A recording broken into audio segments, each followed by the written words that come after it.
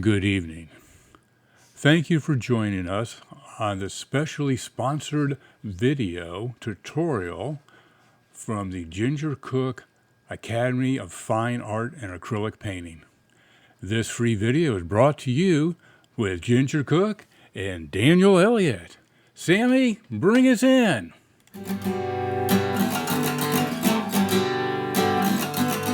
And now, without further ado, I have the distinguished honor and privilege of presenting to you the Queen of Color, the Mother of Artists, globally acclaimed, award-winning master acrylic artist, and the star of our show, Ginger Cook, as she once again mesmerizes her audience with the daring do's and don'ts of painting with acrylic.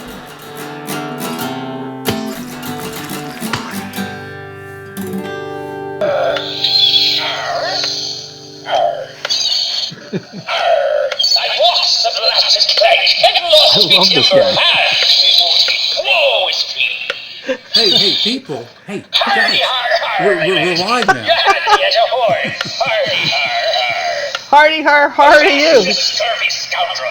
Hands off me, loot, or you'll feel my boot. Are you being mean to our guests? Hey, matey, here This is guy's some hilarious. treats. You're going to have to be What's quiet. a pirate's favorite kind of candy? Why, anything with caramel in it. Har har. Okay, you guys. Welcome to our... I turned you off. In the middle. The middle goes to the middle. Oh, There good. you You don't get to talk anymore. Say hi. You guys say hi to Daniel Elliott. This is Ginger Cook. We brought Daniel back. Everybody has loved it when he's been on our show. As you know, Daniel's a professional artist. And what Daniel, this is a neat, besides having a painting that Daniel's going to do tonight, he's going to be answering questions from a live audience on the business of art, how to sell your art, how to get in an art gallery. If you have any other questions about art materials, you can throw that in too. We'll talk about, do artists really starve? What's the deal? How do you make any money selling art? How do you not offend a gallery owner? How do you find an agent? All these things. Daniel knows a lot of stuff. We're going to let your questions be kind of guide the show. And Daniel is going to then, while he's doing that, he's not going to explain what he's painting, but he is going to, because he can't. It's a lot to ask him to do, but he is going to be taking this heavy body Lliquitex special release muted collection that if John will scoot back down to our table. John bought this. I don't know. He was in the store. He bought the box. He just. You know how packaging can just get you? And it's been sitting behind us. Somebody the other day says, "What's that package behind you?" I don't know. John bought this. He thought we should. They didn't give it to us. Thought we should try it. So we thought we'd let Daniel try it tonight. He's going to paint something with that 9x12 canvas. And we're going to see what they are, because this is their special release muted collection, heavy body. I don't know what colors. He'll tell you about it.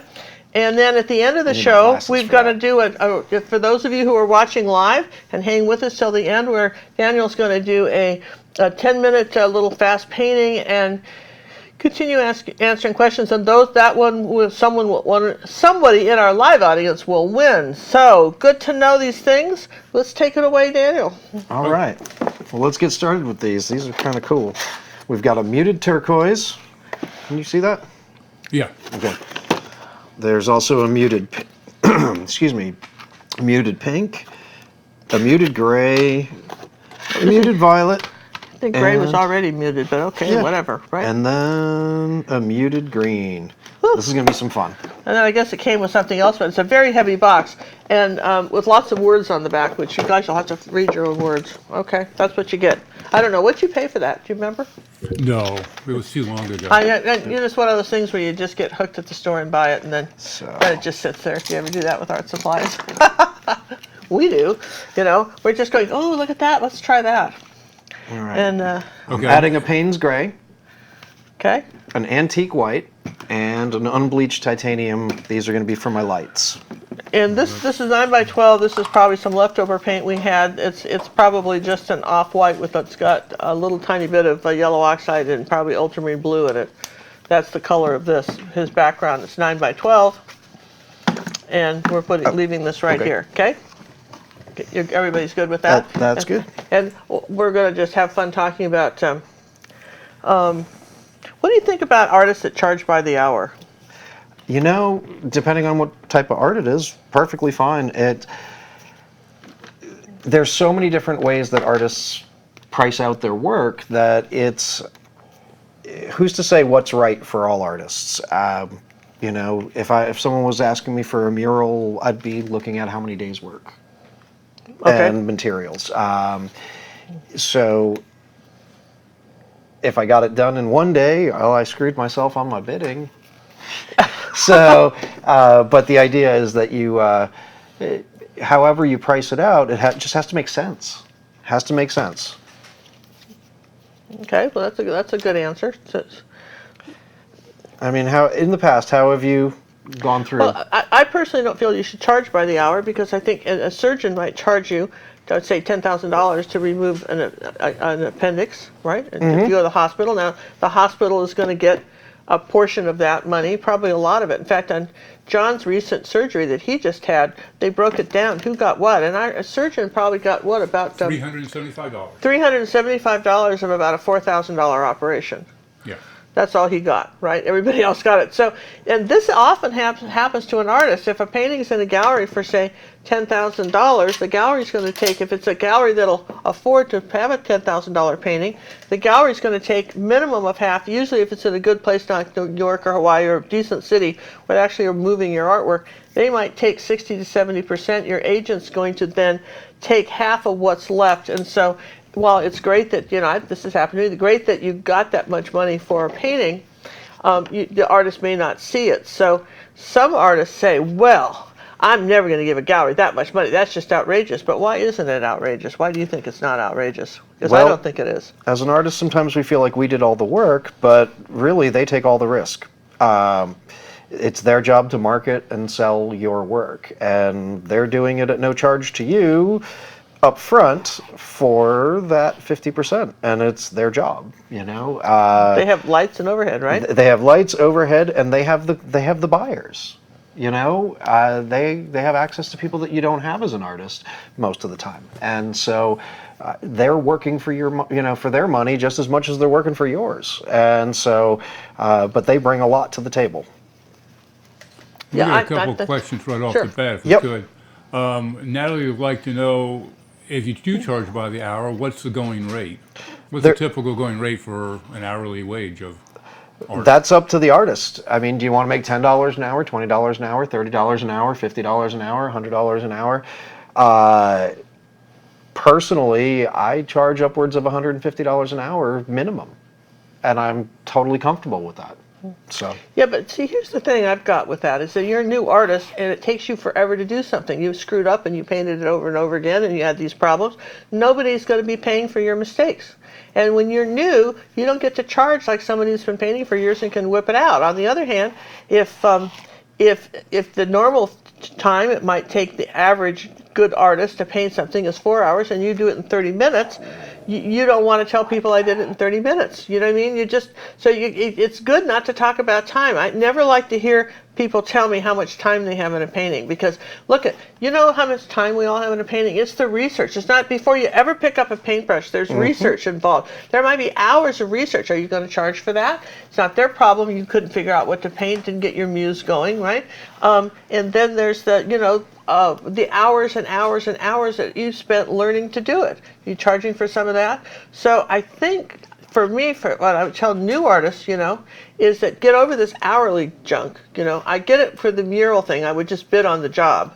And if you get, for me in a mural, I would bid on the job. And like Daniel said, figure how long it's going to take you to do it, how much the materials are. I would try to use house paint on the backgrounds, on the big stuff, and then only use my good acrylics on the detail work. But even then, if you have to get scaffoldings and all that stuff, what's the equipment cost? What's the liability if you get paint on the canvas? I mean, from the wall onto the floor, or you get something on some furniture. Are they going to, what if you break something? Do you have to have insurance to cover that? Lots of things to think about when you're charging. Art's a business. People forget that art is, it's not just a craft and a hobby. It's a business. It's a legitimate business.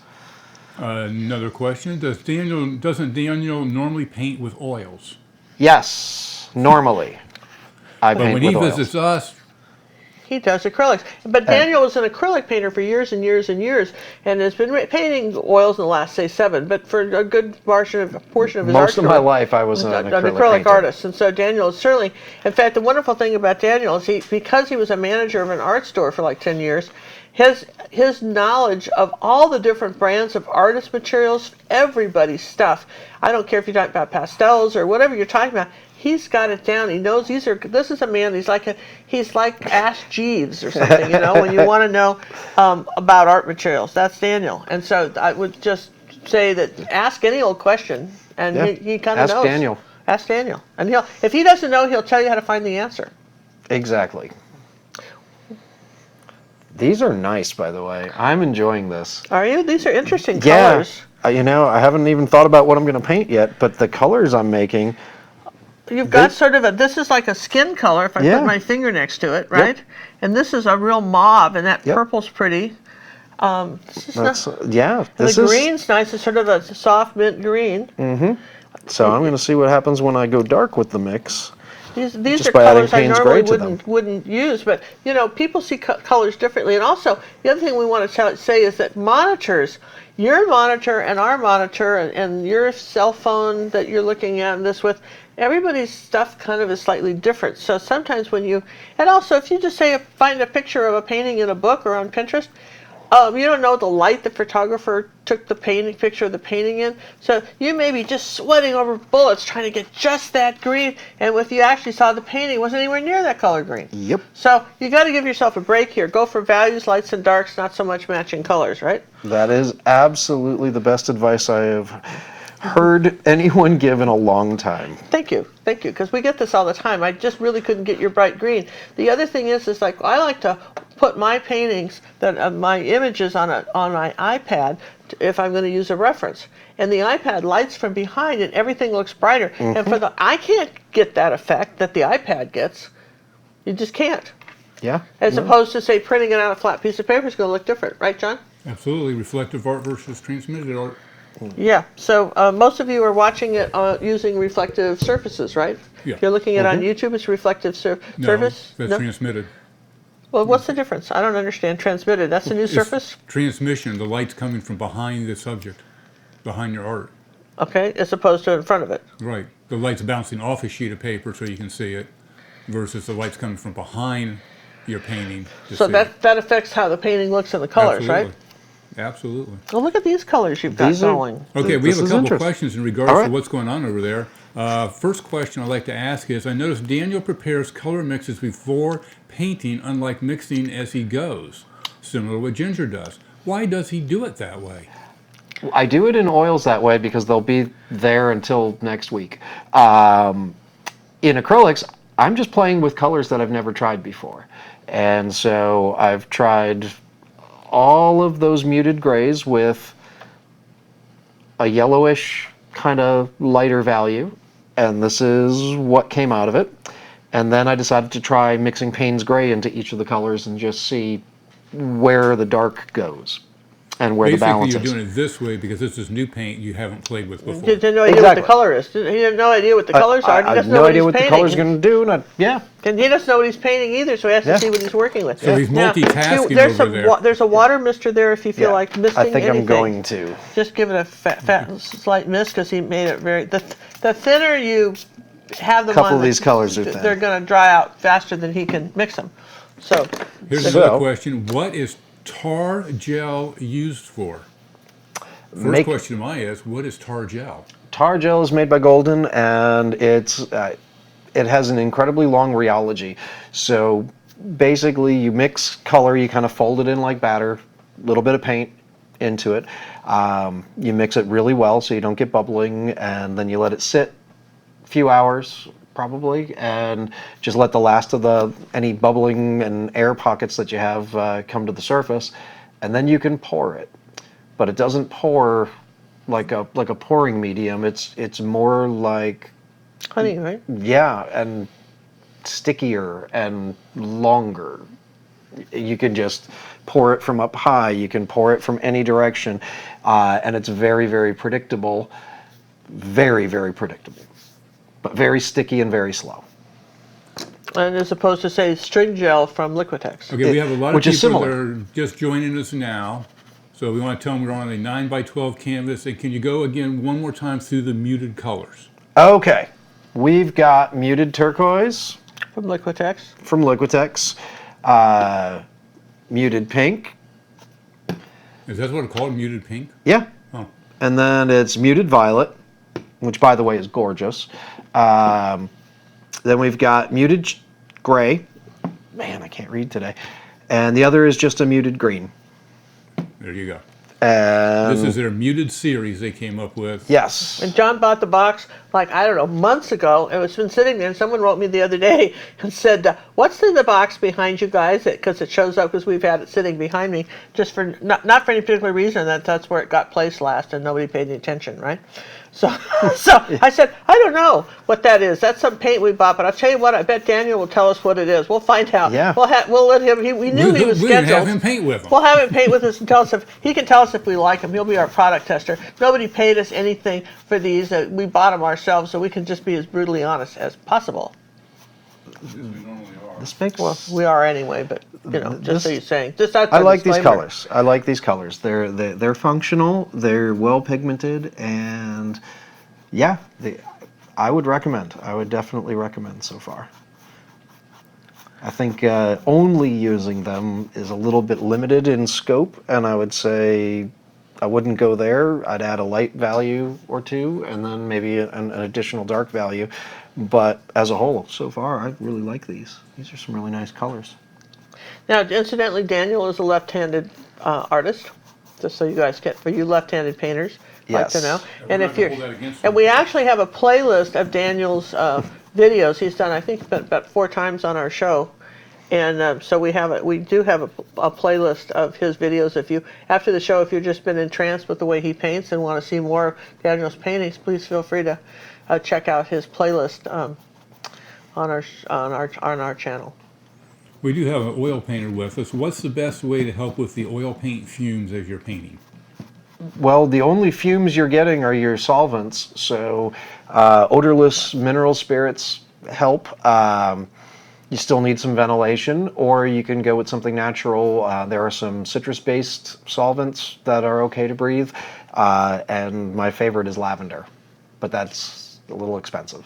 So, but there are You have some friends less that make toxic. that. Who are Yes. your, what? Go ahead. My and tell friend them. Brandon over at Chelsea Classical Mediums, he makes the best stuff for oil painters. Let's brag about him. Come on, it's a small company, right? Small It's ju- company just in a- New York it's- City, and they make all of these mediums the way the old masters did, or very similar, modernized. And they hand filter their oil, and I mean it's just really great stuff. So say the name again and spell Chelsea Classical Mediums. it. CH Chelsea as in Chelsea, New York. Okay, called Classical Mediums. Okay, Yep. all right. They must have a website, right? Yes, they do, and I think it's like Maybe. CCM If you or CC contact them, tell them Mediums. that You'll find Daniel and Ginger Cook sent you, right? Yeah, Just let them know that we've absolutely. been talking about them behind their back. I think maybe they'll watch the show and see what we said. Brandon's great. He answers my technical questions, and he knows way more than I do. And I love that. I love that about him, because I can call him and get an answer, like a real one. Like, what kind of questions do you ask him? I have asked him some of the most ridiculous questions when it comes down to the super geek stuff.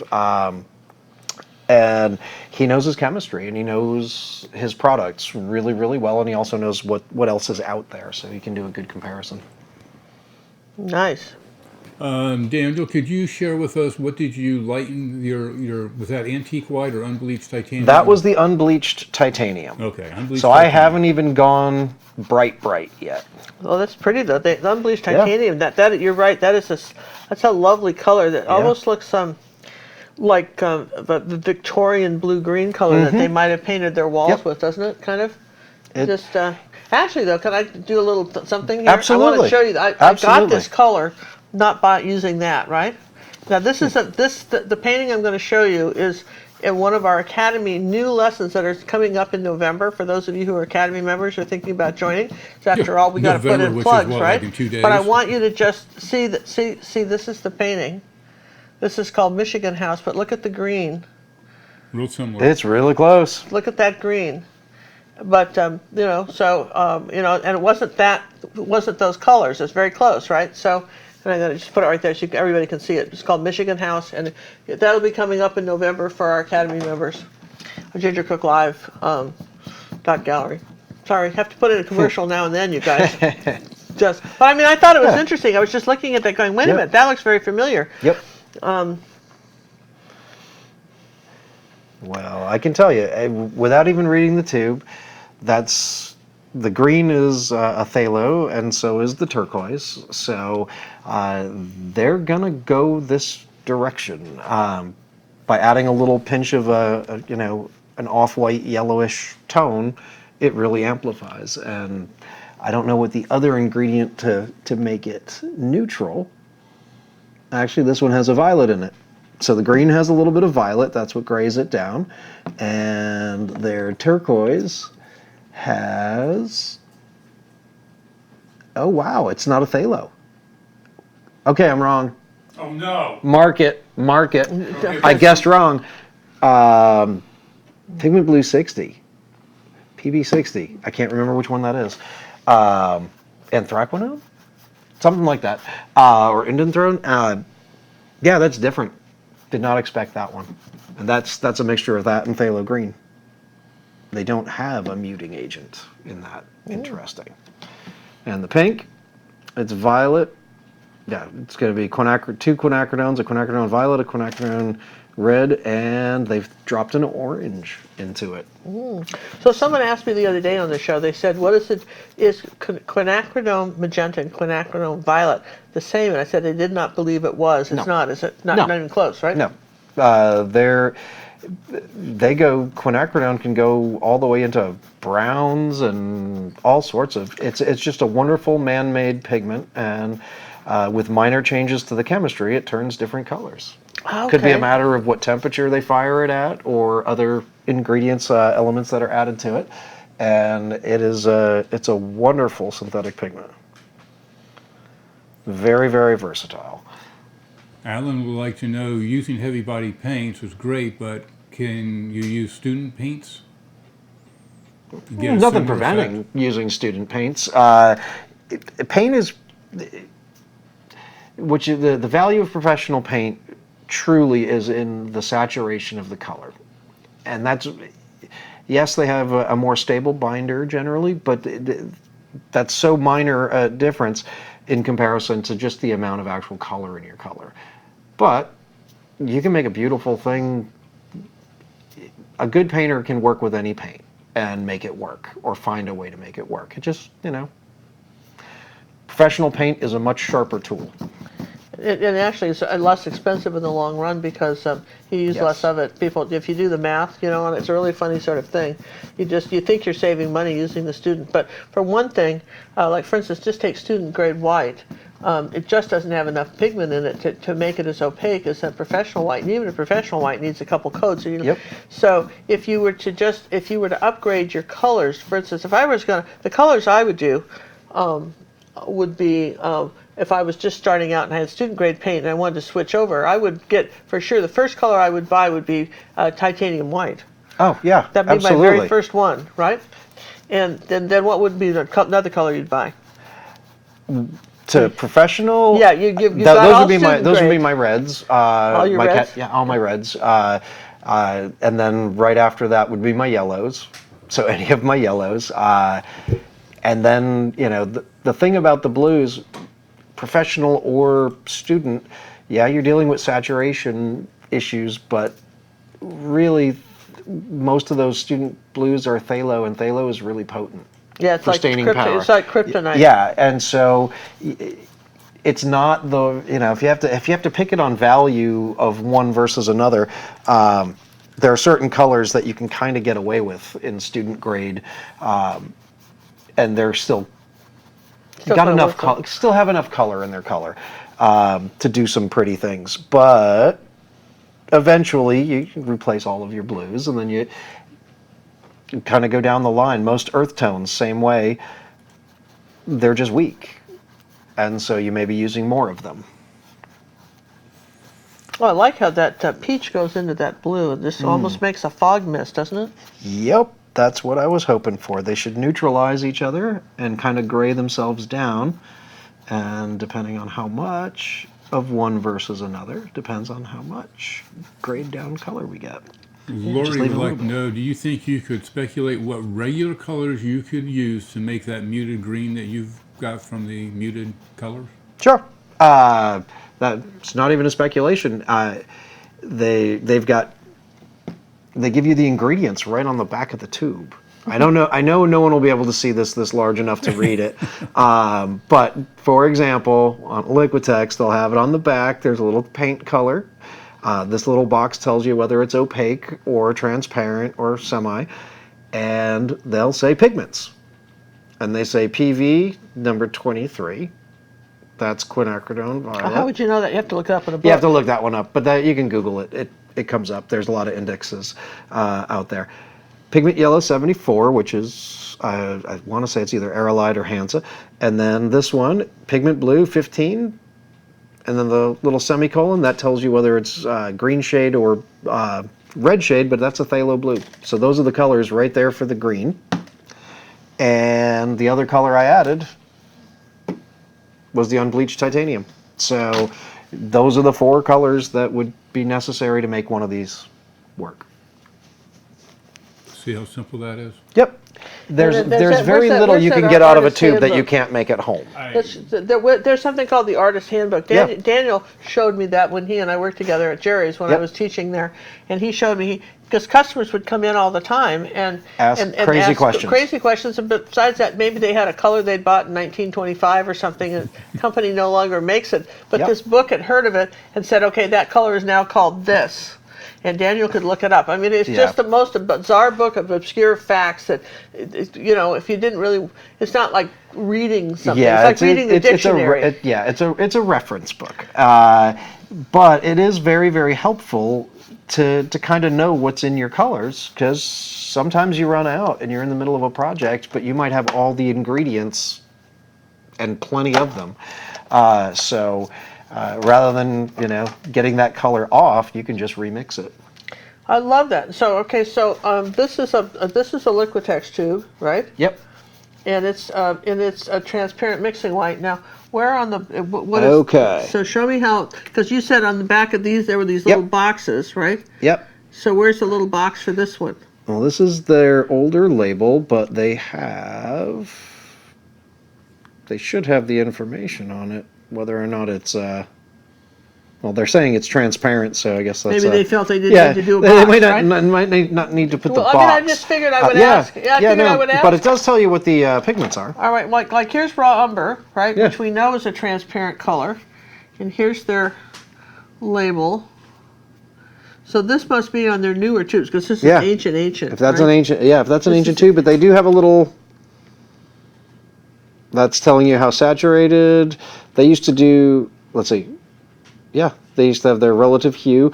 Lliquitex is really good about labeling their products. Can't always read them, and especially I'm wearing the wrong glasses, so it's really difficult. But it tells you the light fastness. It tells you the ingredients. There's zinc white, which is PW4, and then they're going to have a different type of PW4, which I'm not going to try and squint and read those words. And then the other one is... No, it's actually, this is all just zinc. It's all different types of zinc. Oh, so that's people always said, what's the difference between zinc white and transparent mixing white? Not much. We're going to call it a label. Yeah. Honesty in labeling, or extra thoroughness in labeling, is probably what I would how I would call that one. Does Daniel ever use both acrylic and oil paints at the same time? On the same painting? On the same painting, I have painted over acrylics with oils, but you can never, ever, ever put acrylic over oil. And you cannot mix the two of them together to make a different color. It will come apart. It is just wrong. Do not do it. Do not do it. There's one rule of art. It's called fat over lean. and it applies to oil painting, and it has to do with how much oil is in a layer of paint. And so, yes, I have put oils over an acrylic, but there are a lot of artists out there that are doing some really idiotic things, not understanding how their materials work. Sorry. So no, that's good. I mean, because well, you know, the thing of it is that people sometimes think if you saw it on YouTube, it's true, or if you read it in Wikipedia, it must be true. But you know, people add their little things to that stuff. Yeah. There's not necessarily, you know. I'm here answering questions, Ginger. It's just not necessarily true. And we think you're telling us the truth. You know, this is as we know it, right? And this is why, for instance, we don't give copyright advice on art anywhere. Because, you know, laws change, and when you want to find that out, ask somebody else. You know, there's certain questions we're willing to play with and you know, talk about, and certain things that, you know, we can't address for that very reason. And I think that's, you know, but that's sort of the fun of art materials is, you know, discovering what you can and can't do. But really, you cannot just take this, you can take this to the bank. You cannot paint acrylics over oils, whether they're dried or not. There you go. How's that? Perfect. Can't do it. Can't do it. Don't do it. Don't do it. Bad idea. Hey, we have a question here. How much brush pressure are you using and when? When I'm actually know what I'm painting in advance, it'll vary very deliberately. Right now, I'm just medium to light pressure sometimes, and then if I feel like I need to grind it in, I push hard. I don't really have a direction yet. I don't even have a subject yet. I'm just enjoying messing around with these colors. Just chatting around with them, playing with the colors. Eventually, this will turn into a painting. This is fun, isn't it? Right? This is really. We like to do shows like this because, you know, during the week, particularly, our members will. Well, you know, of our Facebook club. And listen, by the way, if you haven't joined our Facebook club, we'd like to invite you to it. We were originally going to keep it as a very small club and decided that we got the most out of everyone by, you know, with more people and more interaction. So the Ginger Cook Acrylic Painting Club on Facebook, while it is a private club, you have to, you know, ask to join. If you read our rules and so forth, that you can join, and then it's a really nice place to, you know, show off your acrylic art and you know, get help from other members. I think the question came up the other day about framing, for instance, and this was, you know, we do a lot of these little 6x8 canvases, and because that's a very inexpensive way to learn how to paint something. I do a lot of those, and for instance, like here's while Daniel's painting this. John, can they see this right here where I am? I just have to slide over to you. Just slide over to me. This is a painting that's going to be coming up. There'll be a YouTube lesson coming up in December, right? And it's on a real piece of canvas. So the question is, okay, I've got a piece of foam core. What would you glue this down with? Any thoughts on that? Daniel, what would you glue this down with? I would use PVA glue. And what is PVA glue? I've never heard of it. Polyvinyl acetate. It is what they use in frame shops. There's a company called Lineco that makes it. That's the one I'm most familiar with. So that's not Elmer's glue?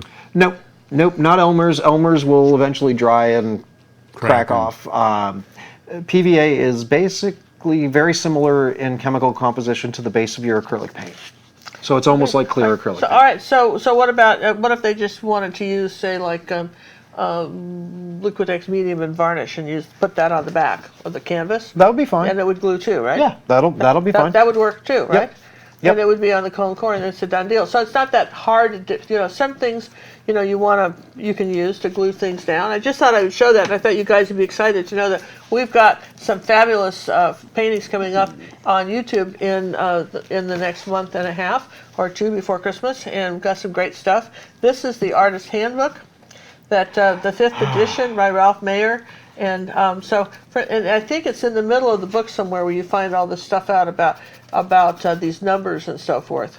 It's actually almost in the front. There's a whole pigment section. Oh, right there. in the front. In the front of the book. So you can see, I never right around the 90s, 100s. John looks at this stuff. This just makes me go to I thought it was in the beginning. So pigment blue 60. That is Eden Throne. You were so close. Yeah, so You were in the neighborhood. I was in that neighborhood. He's talking about pigments and the different things, right? Yep. Toxicity, you know, characteristics, chemical, all that stuff. So for you sock folders, you sock folders, this is, you know, It's a must-have. It's a geek must-have. fest. It's a It's- geek fest, but I know some of you are going to really love it. This, you know, if you have an artist friend, if anybody's watching and has Perfect an artist gift. friend, perfect gift, because sometimes you wouldn't buy it for yourself. But, you know, But you but give again, it to your artist geek friend. your geek friend, right? I mean, I gave a copy to John, you know, so he'd have one. But, you know, I just think that's kind of stuff that, you know, I think we're here to, you know, show fun stuff. Absolutely. But that It's- mauve color, just gorgeous, isn't it? Yeah, these colors play nicely together, I have to say. I was skeptical, and I'm actually enjoying some of these tones. We have Sorry. 2 questions here that are kind of related. Daniel, I've heard there are oils that clean up with water. And Daniel, what's your thought of water mixable oils? You know, if someone has an allergy to all solvents or that sensitive nose that can't deal with any smell whatsoever, I'd say, yeah, go for it. I've never liked them. They are oils. It's the same oil. They've, you know, changed it chemically so that it just doesn't repel water. But to be honest, I've never liked them. I try. I've done quite a few paintings with them, but I will always take traditional oils over the water mixable ones. But they're fine. Well, I get. I mean, everybody has this stuff. You know, I mean, you know, like for instance, there's the difference between, for instance, professional grade, you know, pastels and just some chalk you buy at the drugstore. You know, when you're trying to do portraits, it's huge, and all materials.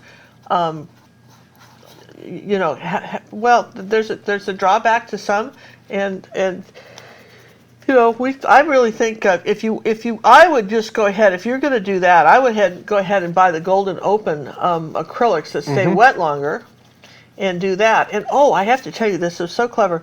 One of our Academy members, and she's also one of our Face Club book members, she lives in Colorado in a very moist climate, and what she did, Not a which was very dry climate. dry climate, yes, that's it. Very dry climate, Colorado, okay? So what she did was she bought these little humidifiers, and they're actually misters for like essential oils. And Oh, she very has cool. one on each side of her canvas, and they're just misting out. Oh, And that's brilliant. Isn't that just That so is so brilliant? brilliant. Isn't that just so clever? She's got one on each side, and she has no trouble with the blending. Everything just says just the way she wants it. She's keeping herself a nice little humidifier right there over her Over work. the things.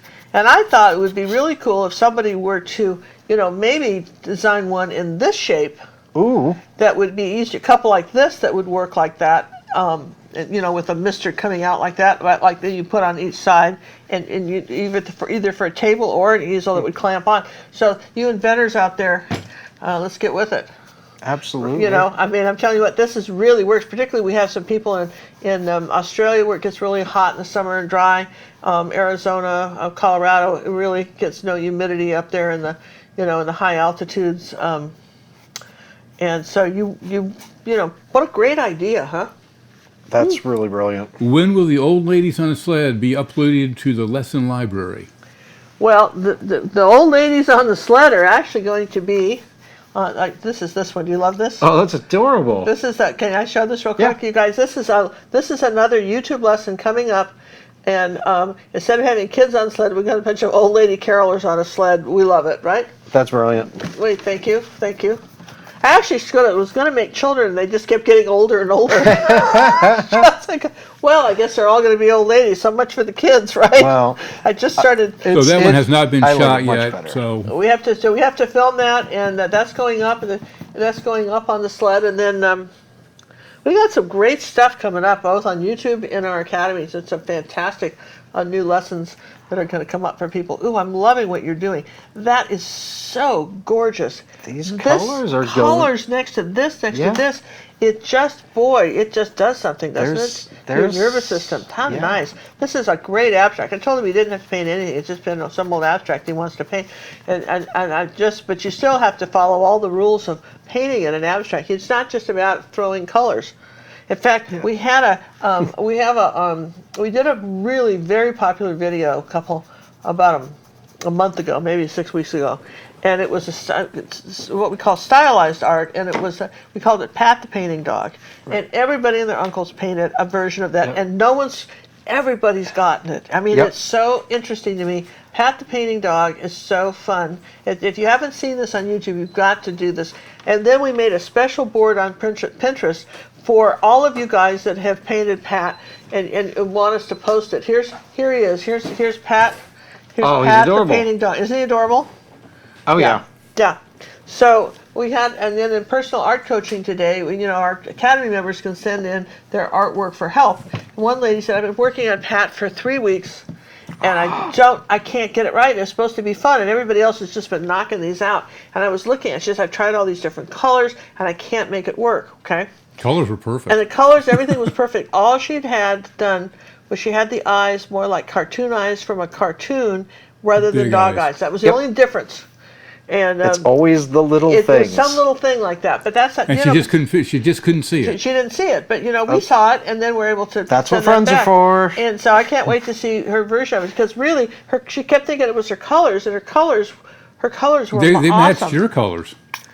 Yeah, they were really, honestly, the dog, everything matched. It was just great. And then we found some. Oh gosh, we had one lady, and she paint. You have to go to our Pinterest board and see this. She had the.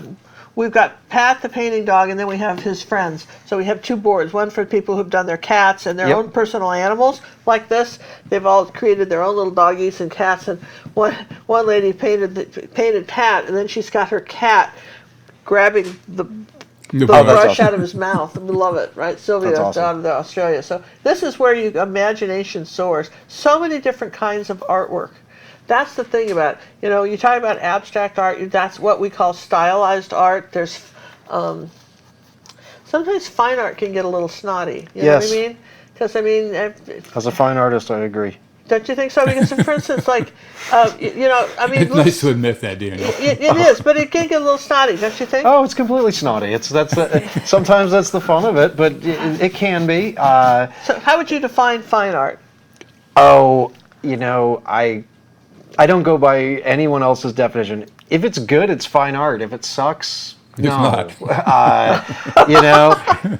It has more to do with quality than a specific subject matter. Although there are some people I've run across that if it's not a portrait, if it's not a bowl of damn fruit, it's not fine art. And so, whatever. Well, look at it. If you think about, where most of the painters, if you go back in history and go back in time, they couldn't bring their paints outside. Really, the paint tube was invented in 1865 by an American artist for watercolor. By the way, I just want to throw that in there, little patriotic thing here. Yep. We invented it.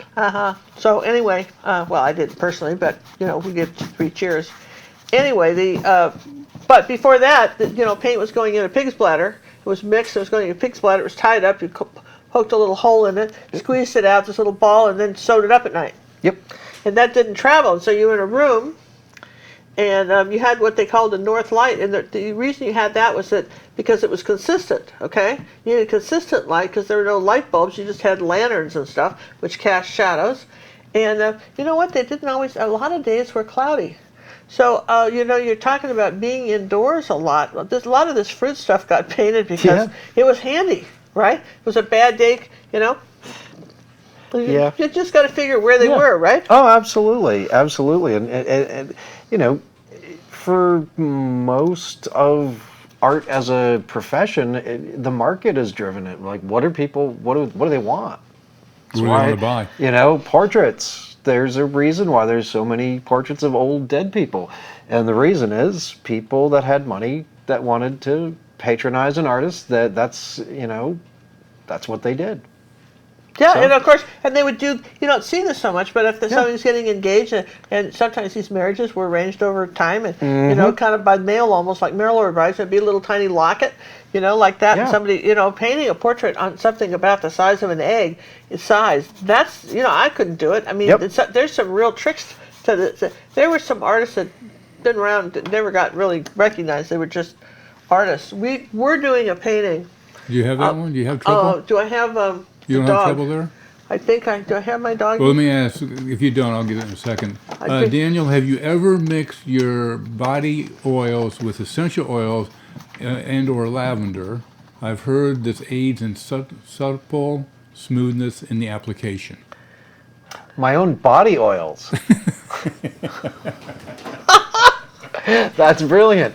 I'm taking Pat away. That's awesome. Thank you. Yes, I do that actually quite often. What? I'm kidding. I'm just kidding. I'm just kidding. I'm just kidding. No, I have never intentionally. Well, have you done any essential oils or Essential oils? lavenders? Yeah, I use lavender all the time. Lavender is what I use as a solvent. And as far as other oils, I have used rosemary as a solvent. But you're not mixing it with your paint to paint with. I've thinned my paint with it. You thinned your paint with I've thinned my paint with okay. it. We're asking. But when making oil paint, you just have to make sure there. Oil has basically 3 states. It's either an evaporative oil, a drying oil, or a non-drying oil. And so if you add a non-drying oil, well, that's kind of self-explanatory. It's not going to dry. It's It would be really dumb then, right? Yeah, and if it does what we approximate drying, it's really just gummy. So, like, if you've ever spilled, like, olive oil on a counter and come back a couple of days later and missed the spot, it's there, but it's sticky, but it didn't evaporate, didn't go anywhere. And so all your solvents are evaporative oils. That's what they are. When they react with oxygen, they evaporate. They go from liquid state to gas. That's why it works as a solvent. It binds with some of the oil in your paint, takes some of it with it when it goes airborne, and it leaves less oil to go ahead and oxidize or dry, and that's your drying oil. So you can use walnut, you can use linseed, safflower. I'm missing one, and I can't think. Poppy. Those work as drying oils. Your citrus oils can work, and most essential oils will work as a solvent, but they're very expensive. Yeah. Okay, all right. That's you see, that's something I would never even think to That ask. So was the most question. brilliant question of the night. Was that a brilliant question of the night? Oh, here we go. We got another? Where's What do we got? the rest of this? Hand me a You're the brush. one that cleaned up. You want I to what? know. Just hand me a brush. There you go. What does that mean, Ginger? That was the question of the night. Daniel just said so. So, caller, you have won either a downloadable one credit. 1 credit downloadable 1 credit video. We have 20, 30 to choose from. GingerCookOnDemand.com, where you can just let us know which one of those paintings that you would like, the painting videos, and then you can download and own the tutorial for that, and we will send you the code so that you can get it for free, or a 1 week with the Ginger Cook Live Academy. Just let us know which you would prefer, and we'll set you up for a great question. Wow. That was Natalie Weathers. Congratulations, Natalie. Awesome. Great question, Natalie. Great that was question. awesome. So that's awesome. Now, we had another question here. If I have done a painting that has both acrylic and oils, what varnish would I use? Well, since oils would naturally have to be on top, then you have to use an oil appropriate varnish. My recommendation would be Gamvar from Gamblin. It's just my recommendation for all varnishes. I love it. So you would use an oil-based. Well, yeah, because it's that's an the oil top painting. dye. Yeah, but now The moment you put oil on top of a painting, it is now an oil painting. Yeah, but here's the thing. Some people, and for instance, Alicia Hugh would be an example of somebody I know that sometimes she'll do her background in acrylic, and then she'll do her person in oil. So now what would she do? That's an oil painting. It's an oil painting. The moment you put oil on a painting, it's an oil painting. Because you cannot put acrylic over top of it. You got it. So you must then, because you can't put the acrylic varnish on the Correct. top. No. So then okay. So then you would just definitely. So then why would? Okay. So now I'm going to ask a question because, for instance, it seems to me that, for instance, before I ever put any kind of varnish on a painting, I like to use Lliquitex medium in varnish, right? Yep. And if I were going to use the Gamblin, I would let that dry for a week and put that on top as an additional varnish. But I was told I wouldn't put that directly on acrylic. You're not. Yeah, but I am, Yeah. because remember, half my painting was oil and half was acrylic. So shouldn't I then, before I start with the oil, then go ahead and use an acrylic varnish? No? Nope. No? No, no. Almost 100% of the oil-based varnishes are actually acrylic polymer based, but a totally different chemistry that makes it appropriate for oils. So you could still do it for an acrylic painting. All right, well, that's a good question. And that's Golden's varnish as well. If you see Golden's MSA varnish, that is an acrylic, but it is appropriate. You can put that on an oil. Okay, well, these are great questions, aren't they, John? What, you want question of the night? That was question. Yeah, that was the question of the night, right? No, did you want your question to be question of the night too? The one you just asked? No, but it was a good question. It was a good question. I thought so. Yeah, we already have a question of the night, but that was a good one. I would have come in second, right? Yeah, Yeah, For that absolutely. question. For that Yeah, question. so far. If Because- Natalie didn't beat you out, She was very close, Natalie, but we're going to give it to you. But because really, if you're a member of the club, you can't compete here. So this club here that we got going. But all right, here's another question. yeah, Do painters really do that wrist action like you do, Daniel? Or is that something you've done? It looks like you're conducting an orchestra. Yeah. what wrist action? What does Well, this have you mean? not, do you not watch him paint? I've been watching him paint, No, you have to watch his wrist. but he's holding he his really wrist does. like this. Now, okay. I will say this. I have a torn rotator cuff in my left arm. Oh no! And- Now you're getting personal. I do. You're sharing a lot of information I here, am. Daniel. I know. I am. This is an overshare. I can't paint from my shoulder right now. And That's where Ginger paints from. normally, if I'm painting on a canvas, I've got my arm out and I'm at this distance. Anything beyond this circle hurts. So, yeah, I've been flourishing a lot with my. I have a lot of energy when I paint, and it's gone into the wrist because I can't. Can't go anywhere else. Yeah, I with can't it. really go anywhere else with it at the moment. So, it's just, yeah. Well, that's good to know. I mean, that's Yeah. good to know. No, that was a good question. That's a great question. Sorry you missed the question of the night, but it wasn't bad, Yeah, right? yeah. I'm going to give you some No, points for that question. that was still Natalie. Oh, Natalie's still asking questions. Was she the only one that's asking questions? You guys all know the rest of it? Don't you have? Remember, if you want to ask us a question, and a lot of it may be coming through, here's the thing, Daniel. After the show, give the show like 30 minutes to Do its thing. do its thing. You know what I mean? How after a live show it has to process, and then it will then be officially up on the channel, and then you can come into the, and underneath, if you're having a question that didn't get asked, Daniel will be reading your comments and questions and answering those. Yes. Okay? So don't For about go back. 24 to 48 hours, and then after that, just forget about it. Yeah. So if you want it, Because I'll forget about he it. won't do it after that, and that's fair. He just he's not but anyway, if you want some information and so forth, and it's not asked, and also try to use capital letters when you're asking a question, all caps, and that way we know it's a question and not just an interesting comment. Okay. Alan's saying, I'm confused on which book I need. I don't know why Alan's saying that. We showed it. I showed you the book, Oh. Alan. This book Well, is these are, I'm still going back through all the, Gotcha. trying to cut in on you guys is not easy. Sorry. So okay, I'm going to put the book back. I'm getting used to and it. Alan, this is a book that I've probably looked at 3 times, 4 times ever. John likes to look at it. I love it. He loves it. It's So a great just book. but it does answer the question, what's in a tube of paint? You sit there and you see a brand new color out and it's muted, and you go to the art store and you just take a photograph of the back of it and come home, look at the book, and just see if you could make it yourself. I mean, is it worth the money? Should I buy it? I don't know. There you go. Alan, that's the book you want, buddy, right there. Right there.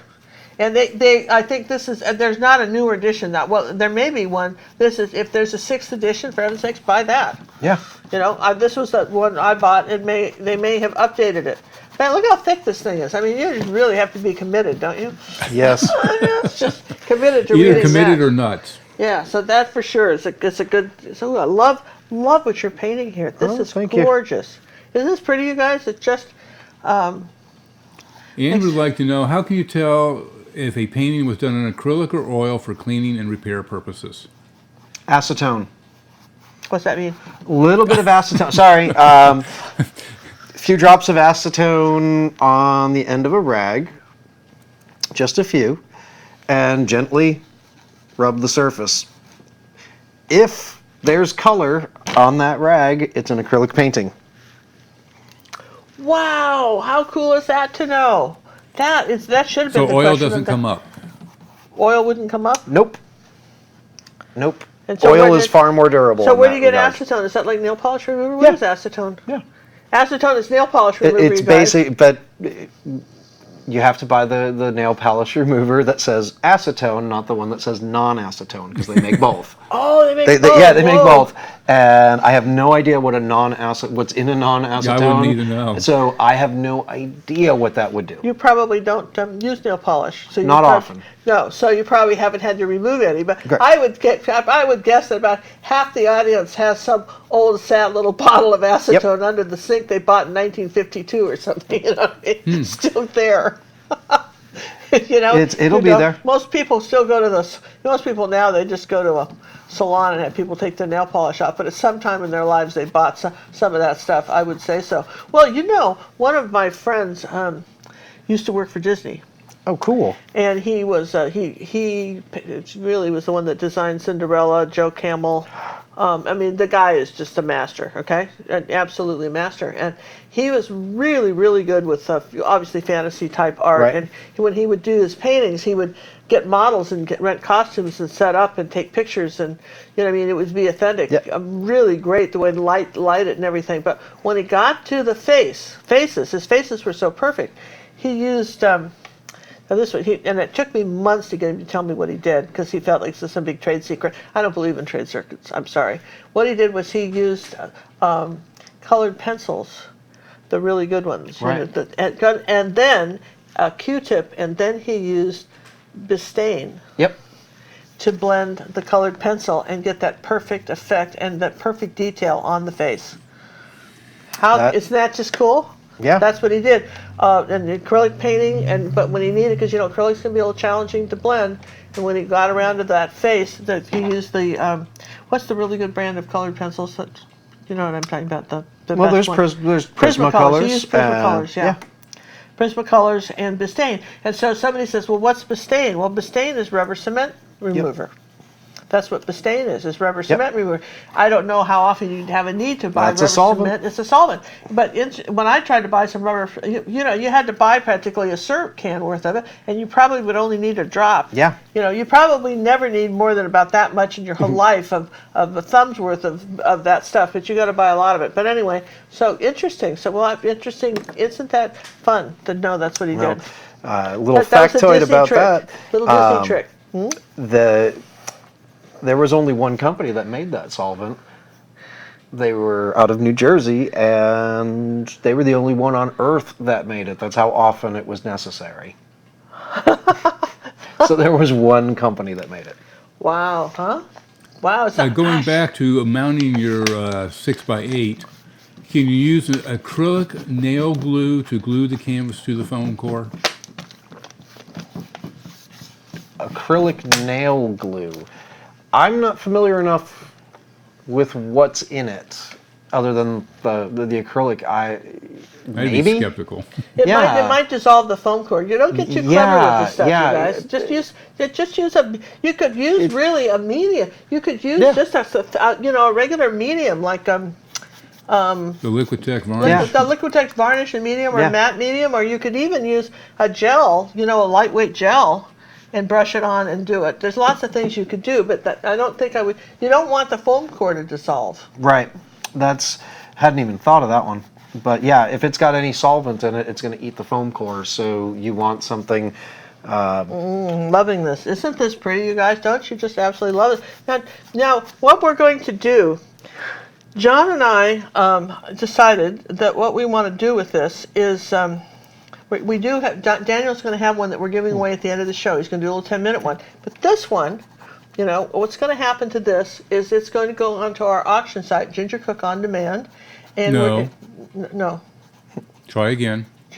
I forget, what is it? It's the auction site. GingerCookAuction.com, that's the one, right? GingerCookAuction.com, right? That's the site. I remember it now. It's coming back to me. Having a senior moment. I'm allowed those. So it's going to be on the auction site. We're only going to have a few things on. We have a few paintings on the auction site. One of the ones that we're going, we're going to have that, and it's going to be a very fast auction. It's going to be a 1 week auction, you guys. 1 week. Yes. And it's just going to be very fast. And we appreciate Daniel coming to the show, and he really supports everything I've done. When I first started out 5 years ago, and it was just barely buying paint. Daniel was so lovely to us. We want to be lovely to Daniel. Aww. And so the proceeds will all go to Daniel. We're just we have to pay the taxes, some of that stuff on the auction site, but it's going to Daniel. All right. So and so that's how you're going to be able to buy it. And if you'd like to buy this, and we'll, check it out, and I'll put the link below in the show's credits. The other, another painting that's going to get up there. We wanted to have this in time for Christmas. Can I show this real quick? Yeah. I'm loving what you're doing with the cloud stuff, so I don't want to mess you up. I'll show this. This is our ice skates. I don't know if you guys can see that. Put it back where it was. Here, all right. Here. We're Where? moving it. Okay. Leave it. All right. God. This is one of the lessons that's coming up in our Art Academy this week. We're releasing this lesson this week. We show you in the lesson if you remember the Academy. This will be toward the end of the week. I started off with a small pair of 6x8 canvas, and then I show you how to grid it and blow it up and paint it larger. And we thought that maybe some of you just wouldn't feel like painting it, so it's going to be a buy it now on our website for. We're going to put that up over there on the auction site also, right? Yeah. GingerCookAuction.com. That's where you'll find it for sale. It's a buy it now. It won't be a bid thing. If you want it, first guy there gets it. Maybe you want to give this as a gift to somebody for Christmas. Okay? Okay. Awesome.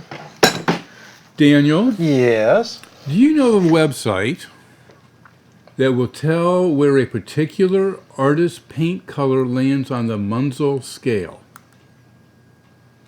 Off the top of my head, no. What's a Munsell scale, by the way? I don't know. What's a Munsell scale? We give up. What's a Munsell scale? Never heard of a Munsell scale. I know what it is, and I am Is it in the book? trying to drag it out of my mind so I can explain it properly without Would it be in jacking this it up. book? No. Yeah, it will be. Really? I'll look it up. It's a color value scale. The color value scale. Yeah, All right. Let me how do you spell where they it? fall.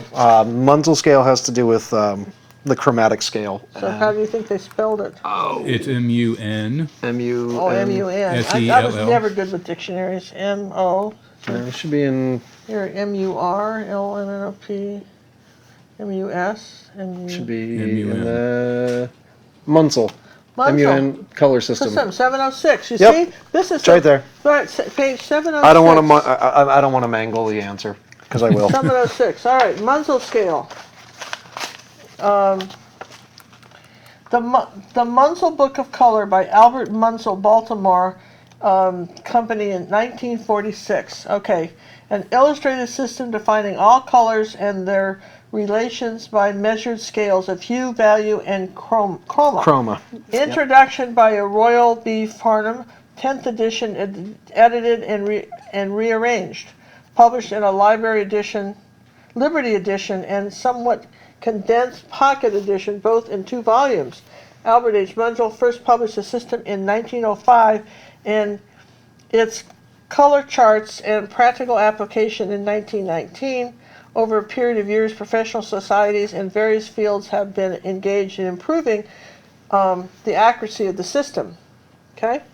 So basically, and then it goes on to list other books that are sort of like that refer to his scale. Yeah, it's a scale to standardize. To standardize colors. A Guide to Color and Color Harmony by Gladys and Gustav Pusher, Los Angeles Fox Printing, 1948. So there was a lot of this. So this is why you buy a book like this. Yeah. So you don't have to. So I don't have to mangle I've never it. heard of old Munsell and a Yeah. scale in 1946. He died before. He wrote that before I was born.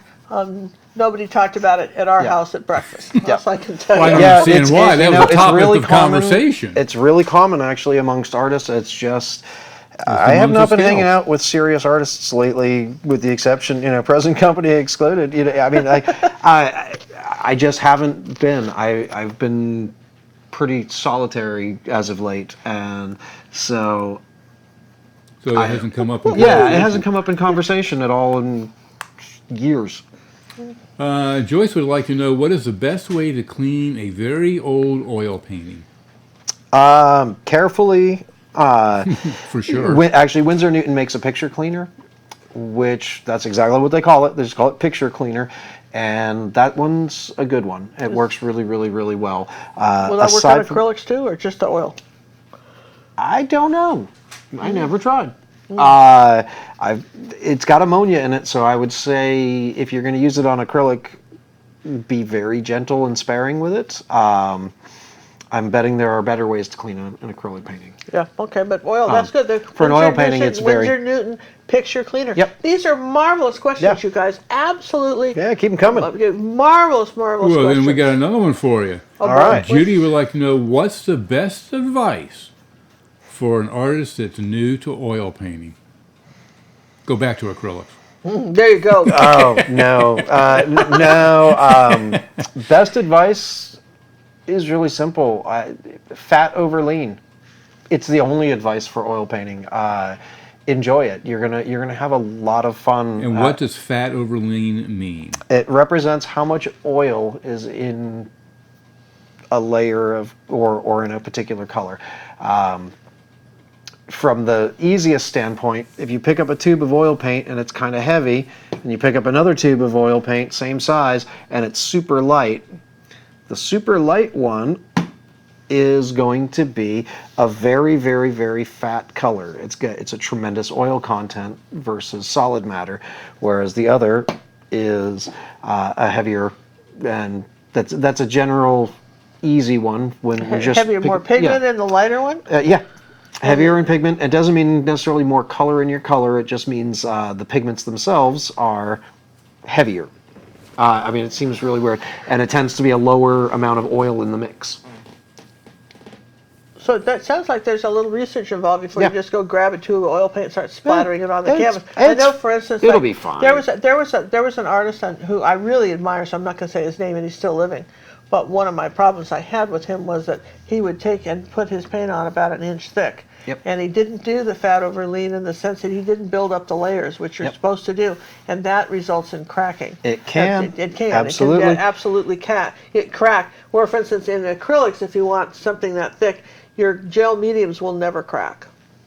They say flexible. They're flexible and they Yep. won't crack. They're gonna Jennifer would like to know, is Daniel using any medium, or is he just using water? I am using no medium, and I'm using very little, if any, water, actually. This is almost all straight paint. Here and there I'll dip, and then I dry, and then I go at it. So Yeah. this is pretty much pure I think paint. this is absolutely stunning. I got to tell you. Oh, thank you. I think that the sky color is so beautiful. I love the pinks. I love the blues in there. This is a great. Now you'll notice he's starting to starting to turn the lights on in his painting. I want to mention that. Really, really, really pretty painting. I think. Oh, thank you. I think someone's going to want to have this for Christmas. I know that you will. It's going to be a short auction, only a week. We would like to be able to ship this out in time to have it varnished and in time for whoever buys it for the holidays. You can give yourself a nice, either keep it for yourself or give it as a gift. Daniel's work goes for buku bucks, and what we're doing with the auction, we start pretty low, and there's been some ferocious bidding on it. But that's a good way to pick up some of his artwork, and we're happy to do it. Daniel, you said lavender is your favorite essential oil. What is your favorite color to use with your oil paints? Oh, loaded question. Yeah. I use... Your it favorite depends. color? Yeah. No, come on. Your go-to color. All right, I'll narrow it down to two. Okay. I am a huge fan of my phthalo blue. I use it in mixes. I use it by itself. I just love the transparency and the intensity at the same time. I find it to be incredibly useful. and easy to work with because of its intensity.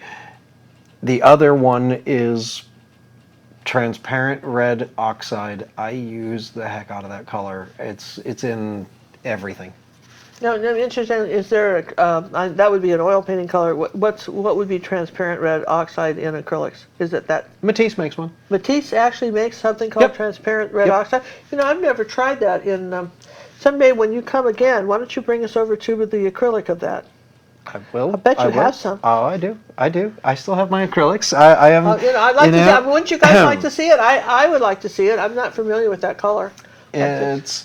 I'm sure you're familiar with red oxide. Yes, but And it is basically a similar tone except completely transparent. Now, if you've used Australian sienna, oh, that's my it's favorite. the main ingredient. It's the main ingredient in Australian sienna. Yeah, Oh, wow. it's one of the I three know, colors. I would love that. It's one of the three colors in it.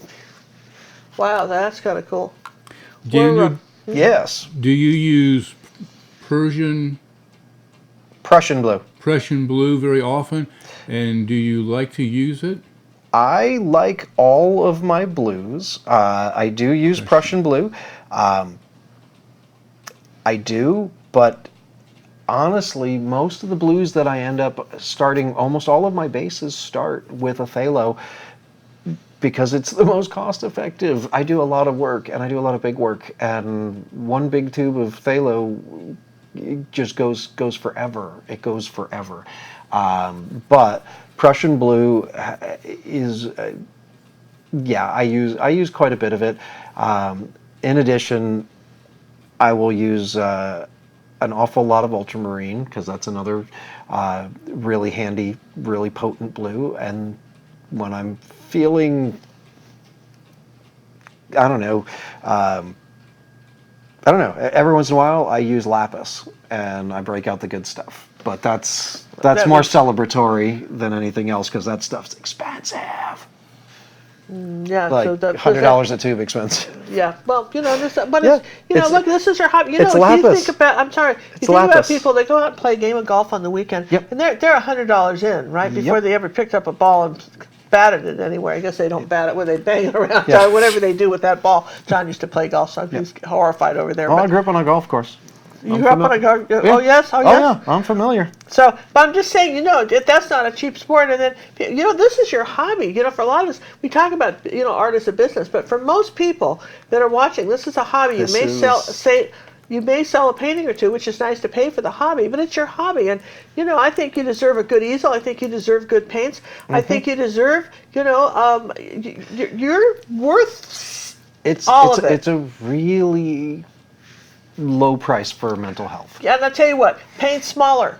Buy better paints and paint smaller. Yep. And here's a side point I want to mention to our fans out there, because this is Ginger's hot button here. If I've designed a painting that's a horse like this, Daniel's designed this painting. So, but a lot of times there's not just paint on there, there's some thought behind it. So if you go change the ratio of the canvas or decide to make it a vertical and then ask for help, say, I don't understand why my painting didn't work. It didn't work because you changed the design, and that's an original piece, friends. It's no longer the painting anymore. You can't just go cropping here and there and then say, well, I don't know what happened. What happened is you changed the picture. So I suggest before you just go, oh, I have this canvas that's sitting over here in the corner. It's long and skinny. Who asked us last night? We were doing, what did we do last night? That bridge piece. And somebody said, really, honestly, I kid you not, this is what we did last night on, can I show this real quick? Yeah. This is a lesson that we did this last night on YouTube, your great lesson on painting snow. Somebody said, could I do this as a 10 by 20? Well, gosh, you just changed the design. Well, We just have to fill in the rest of the scene. What are you going to do with that? I mean, Don't ask for help. now you've got to design a painting. But I did show you how to paint snow. Yeah. Oh, and then last night till midnight, after everybody left. Was that last night? Yeah. It was last night. You kept me up late. Yeah, late. I decided to paint another piece for our academy because we're trying to get. We know this is the time when a lot of people want to join our academy because it's the holidays and coming up, and they want to give themselves a gift for the holidays, and that would be art lessons. Yeah. And can I show you this real quick? Oh, I love what you're doing. I want to show this. Do you love this? Oh, adorable. This is called Trouble. And this is a 9x12, and this will be one of our Academy lessons coming up in November. For those of you not There's a lot of YouTube lessons Academy. coming up in November, aren't A there? lot of lessons coming up. Well, November's just around the corner. It's like next week. So just keep in mind that this is again originally like on this was Wednesday. this was original painting was done in 1845 or something by a prodigy artist at 13. He was considered a prodigy. He was knighted. He painted the Queen Victoria. And his best thing was animals. This was one I just at acrylics. I did it in acrylics, originally done in oil, and much larger, by the way. So anyway, love this. We'll tell you more about it. That's Just- adorable. Isn't that cute? That is really, yeah. The guy could really paint and capture animals, and we've had some artists that have been so That's not successful easy to with do. No, Yeah. really successful doing dogs. So that's really kind of cool. Now we're going into the dark stuff in the contrast. Ooh, very nice, right? Yeah. Loving this, Dan. Really nice painting, isn't this, you guys? Going back to the oils on your different- Yes. Alan would like to know, can you use a vegetable oil or a rapeseed oil? Depends on the vegetable. I'm not sure about the grapeseed oil, but I want to say maybe on that one. But most vegetable oils, no. But linseed oil is the same thing as flaxseed oil. It's basically it's the same plant. So that one is I guess falls under a grain, not a vegetable. But yeah, there are oils. much Then are you got oils? nut oils. How much are oils? If you just went to the Yeah. art store and you got some oil paints, how much is a little bottle of oil? Well, a bottle of lavender is going to cost you $25 to $25 and up, or Okay. so, What's the depending on the cheap? size. What's just a regular old oil? What's Just linseed regular oil? Oh, that's dirt cheap. Yeah, so I'm down the way, but Linseed it's- oil is dirt cheap. Walnut oil is more expensive. Takes longer to dry. It's a little bit lighter in color. I usually just stick with what they make the paints out of, which 9 out of 10 times is going to be your linseed. Linseed oil, and that's cheap, right? Yep. So I don't know why everybody's so raiding Yeah. the kitchen Just cupboard. don't buy the- If you can't afford the oil, you can't afford to paint Yeah, the rest right. of it. I'm sorry. And for the love of Back off there, girl. for the love of your artwork in later years, don't use the boiled linseed oil crap that you find that they do for like staining decks and things. It's not filtered properly, and there's Impurities in it. There's a lot of impurities in it. If you're gonna paint with it, you want that color to stay. You don't want it to discolor. You don't want it to. You just buy the art store oil. I know it's a lot cheaper at the hardware store, but just do it. If you have to get your solvent at the Paint it hardware smaller. store if it's cheaper, but paint smaller. yeah. So you can afford it, and it's not like like for instance, all right, you see what Daniel's doing here. He's in acrylics. He's rinsing the brush in water, and then he's wiping it off, and he's painting. So how often are you dipping into your oil anyway when you're painting with oils? Depends on the day and whether I have a nervous twitch going on. Because in all honesty, only when you go from light and dark. That's it. So it's not like you're using that much of it anyway. So you might as well get the you good use stuff. almost when it comes down to it, the oil that if you're gonna make a medium, which would be like a glazing medium, something that thins it down and but still has some binder to it. You're looking at a ratio of a few drops of oil, like linseed oil, to a drop of solvent or two, and that's it. And that's you're making your own glazes or your own different mediums. You can just paint without doing that. You can just go wet into wet into wet into wet. It's All right, so you and then just wipe out your brush. Yeah, wipe out your brush. Okay, Yeah. so it's not like you're Yeah, just, you're not scrubbing your brushes all the time. We're doing all that stuff. So I'm just saying, Yeah. you're probably not doing all that. Mary that's would a- like to know, why would you ever use acrylic and oil together? Sometimes it's what you got, but no. The reason why untold thousands of painters, if not millions of painters, are starting paintings in acrylic and finishing them in oil is oils take a long time to dry, and if you're doing a very fast work, acrylics dry at the speed of thought sometimes, and so if you do an underpainting in acrylics, it's ready for oil within a day. maybe 2. A little bit of curing time is all you need, and then you can just finalize it in oil. And you could do 2/3 of your oil painting Yeah, in and acrylics, and it's much faster. blocking in all the big areas, getting your drawing complete, getting all of those things, and then you go in and you finish it off.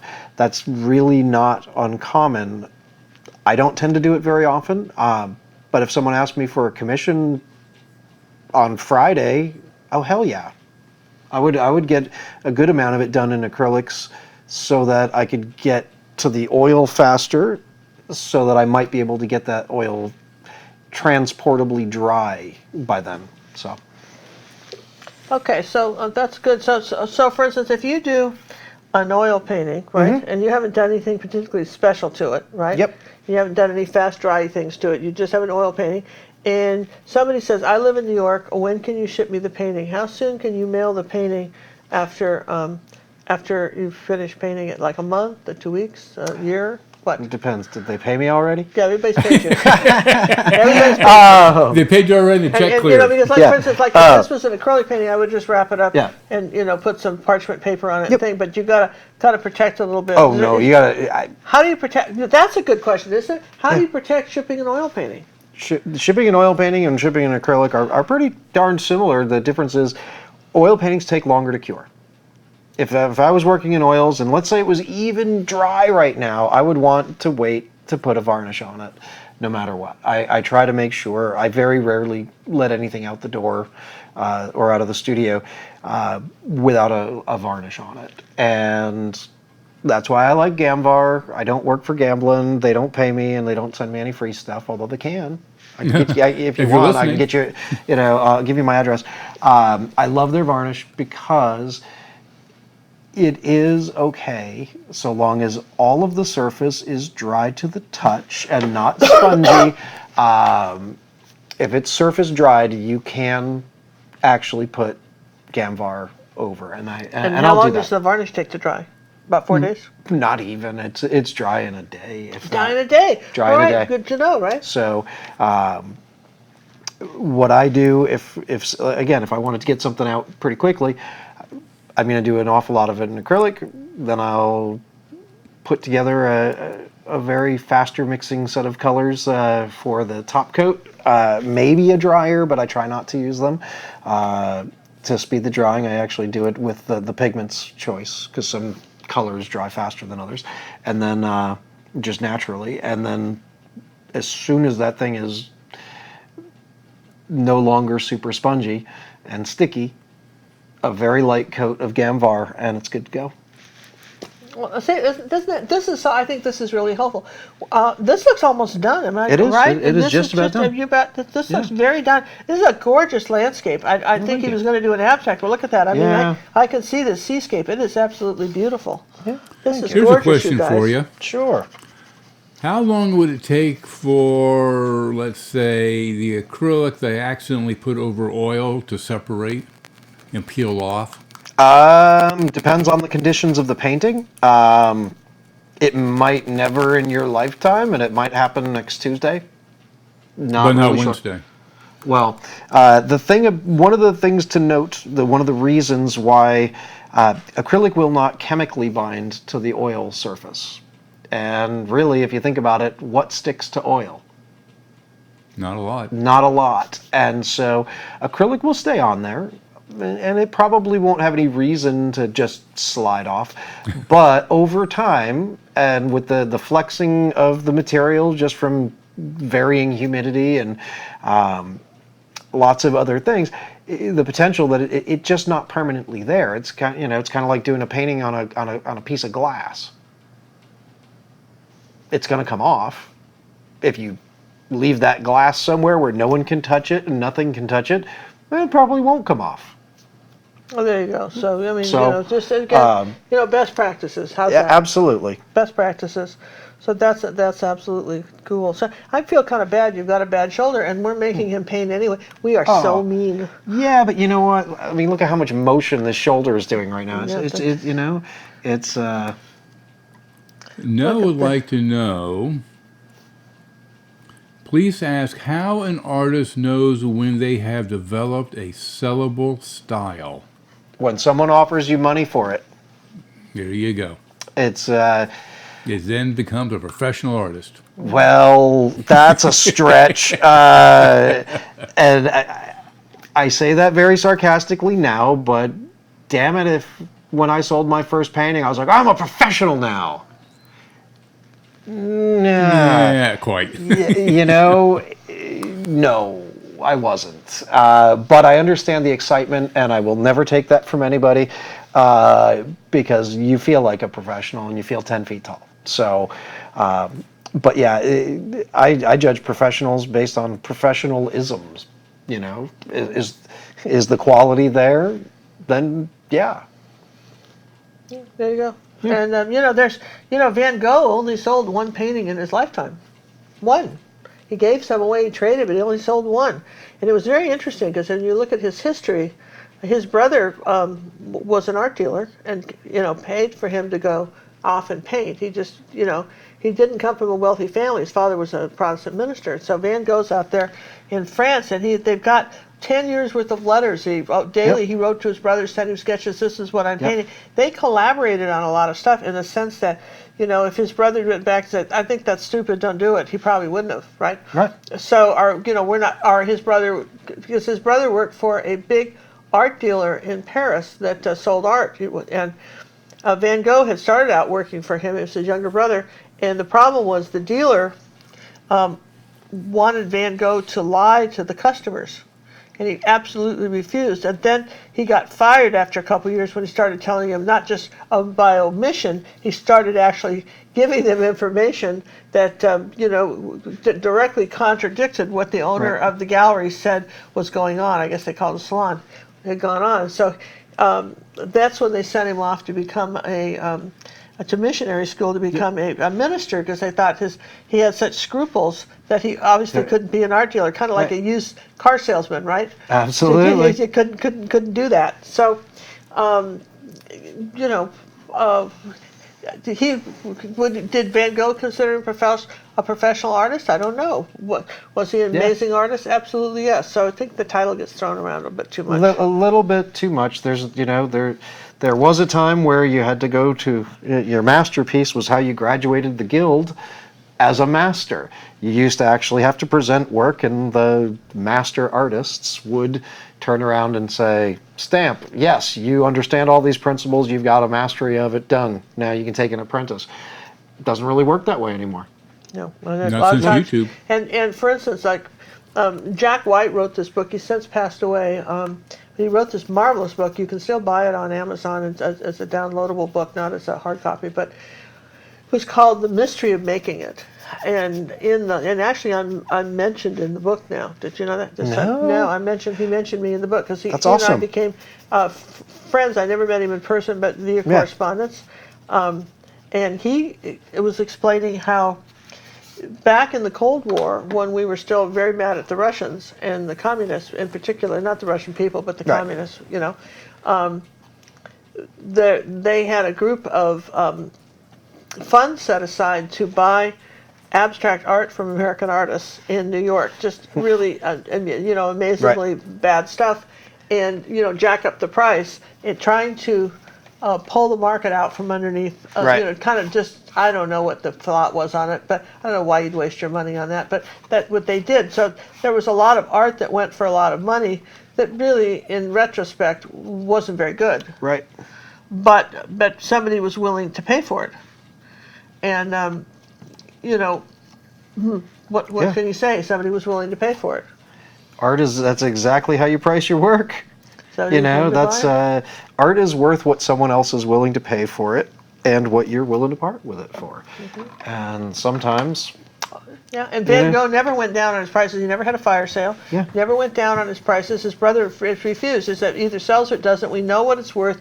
We're not going down on the prices. But on the other hand, his brother Artists have to had a eat. job and, Yeah, and sent him money, and Yeah. he still was trading for. And he ended a lot of his paints he used were inferior paints. So there's there's a painting of white roses in this big art museum in London that originally had been red, but the color had all faded out. The red had all faded out because he couldn't afford the good paint. Just saying. Yeah. Buy the best paint you can. In fact, at the time, there was another artist that was painting at the time of Van Gogh. The paints were so unstable, okay, that he said, listen, if it looks good for a week, that's all you could expect. Yeah. That was his attitude. Buy it for, this is what I did. If it changes after a week, this is your problem. I guarantee it for a week. Oh, that's awesome. That's. I want to make paint like that. You want to I don't know who were his clients, but Food coloring. yeah, well, remember I told you about Mummy Brown too. Yep. The Mummy Brown story, which we'll tell another time. So, any more questions? Always. Let's go here. Tons We'll of get them. them. What does Daniel think for someone who's starting off painting and starting to sell, if they have a good painting and they're selling it at 95 cents a square inch? If someone's willing to buy it, rock on. That's a dollar an inch is by the inch is a really easy way to figure out and scale. So for your paintings. So for a good long time, that's what I did. Was I picked a dollar amount. When people ask me, I usually will just kind of off the cuff come up with a dollar amount per inch. Then I can do the math later and hope I'm right.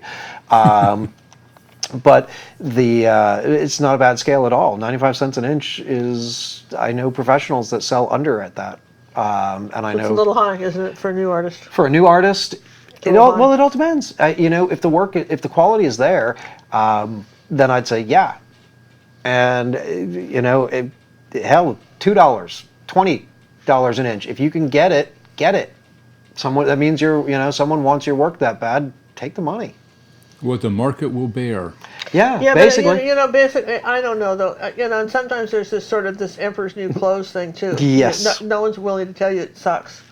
All your family's going, oh, that is so nice. You should take more for that, right? Yeah. On the other hand, I've got a good friend that lives in Texas that paints, and she's not charging anywhere near enough for her stuff, in my opinion, right? So a lot of times artists will go the other way, but occasionally you see some people say, well, I have 30 hours in this painting, and I don't know how many times they repainted it, but you can't expect people to paint for your mistakes, right? No. And then when you're first learning to paint, I could say this again, this business of charging by the hour, just someone else gets this much for this, it ought to be worth this much.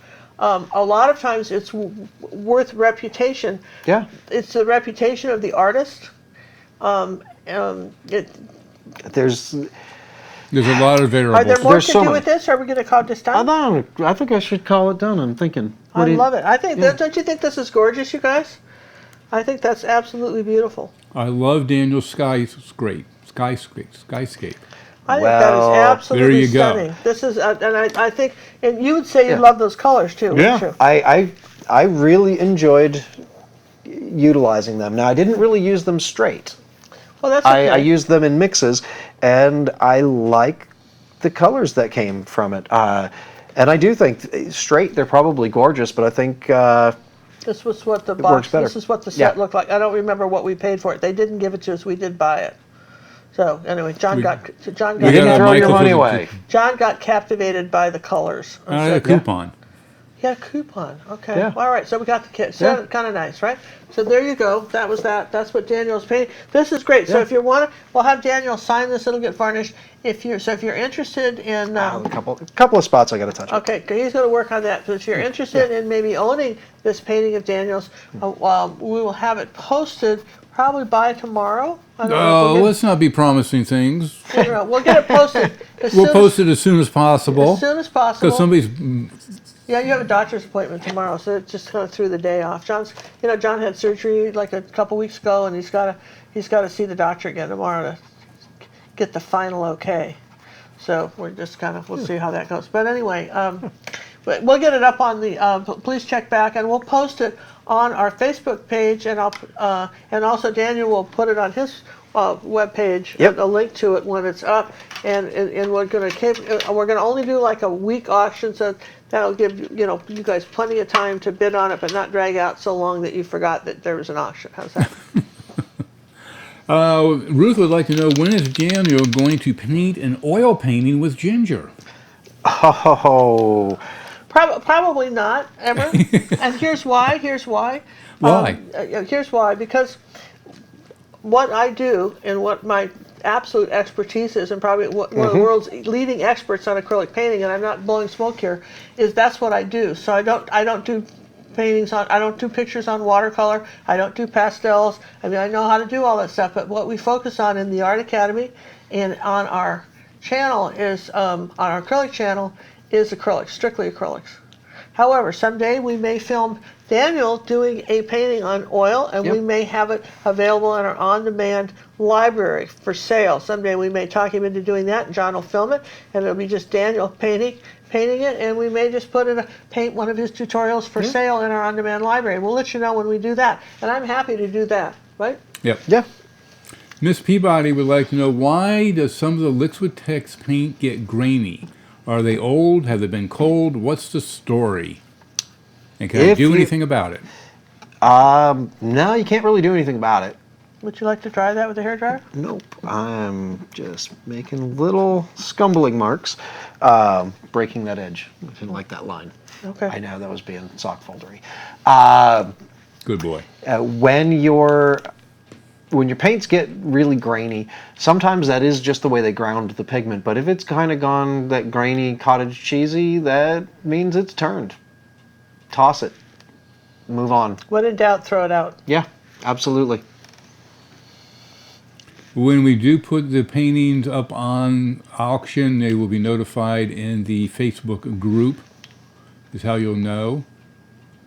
Or you just go to gingercookauction.com There we go. periodically. It will be up this week sometime. There it is. Look at that. Isn't that just leave it here, huh?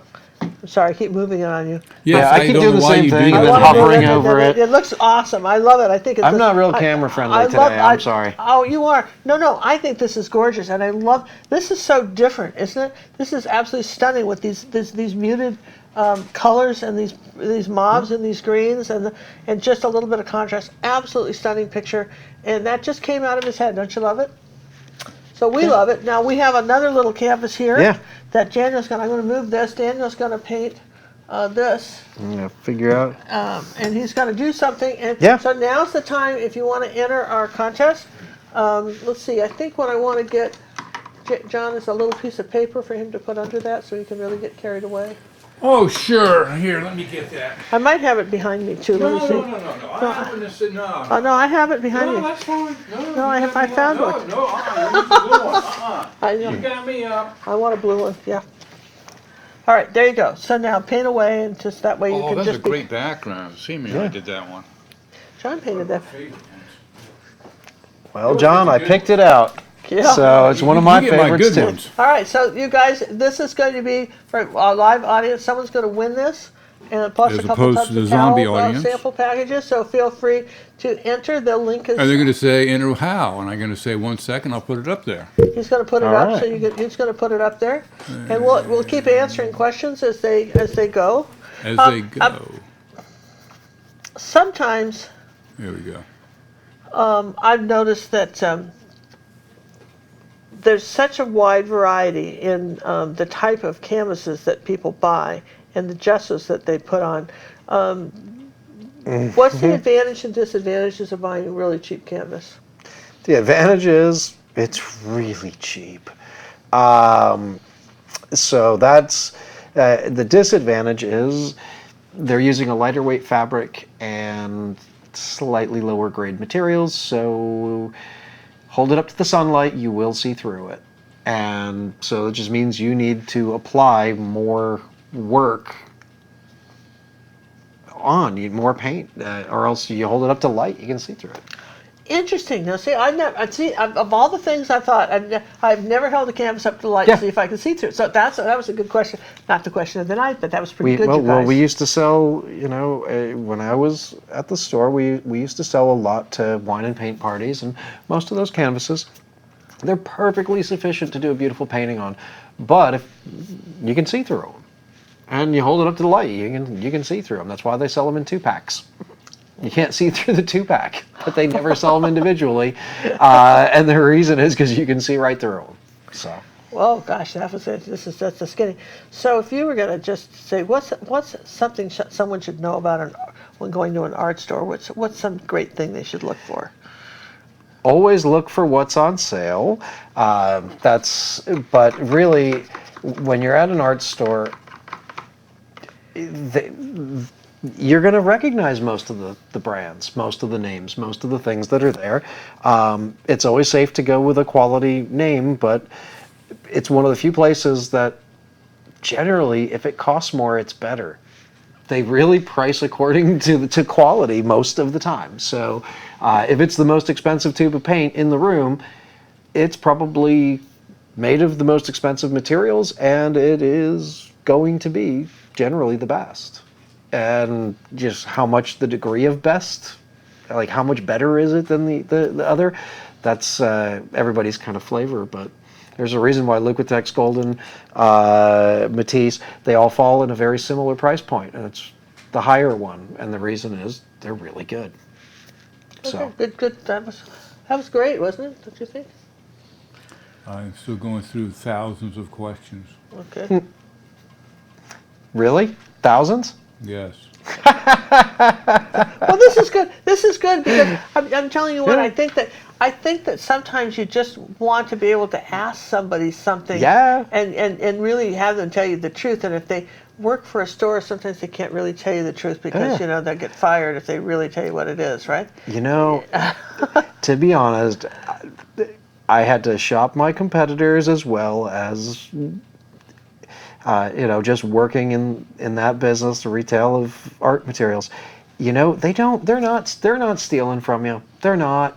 The stuff's expensive, and there's not a high profit margin. It's not like buying a shirt that has 2, 3, 400% margin on it. They do shirts. Some. Oh, Think jewelry. jewelry, yeah, for sure. Most retail items, they have a lot of room on the pricing. They do, though. Some of the brushes, I know they mark up a lot more than it costs them to make the brushes, though, don't they? Well, it passes through a lot of hands. By the time the art, they have to keep the lights on, so they're not non-profits by any stretch of the imagination. But no, it really some brushes are more expensive wholesale than others. Okay. And they are. And the thing with a lot of brushes, there aren't a lot of actual brush makers that are making them. So they're coming from similar manufacturing facilities, and they're being made to specialized order, So like say 5 or 6 factories are making maybe 30 different brands of brushes, is what you're saying? Easily, yeah. Okay. And so, yeah, sometimes with a brush, I feel the handle, make sure it's a good sturdy handle, and I like to check, what's in, how much filament or fiber is in it. But other than that, It's a brush. when it comes to acrylic brushes, they use different types of nylons, but there's not like thousands of different nylons that they use. Those factories use like 6. So now how they stuff them, how they cut them, how they glue them, the fit and the polish and the finish are really the big differences, if that makes sense. It does make sense. Hey, we'd like to thank Alan for the donation to our YouTube family of friends. Oh, wow, that's lovely. Thank you very much, Alan. Appreciate it very Lynn would much. like to know, Daniel, which oil does not get yellowish?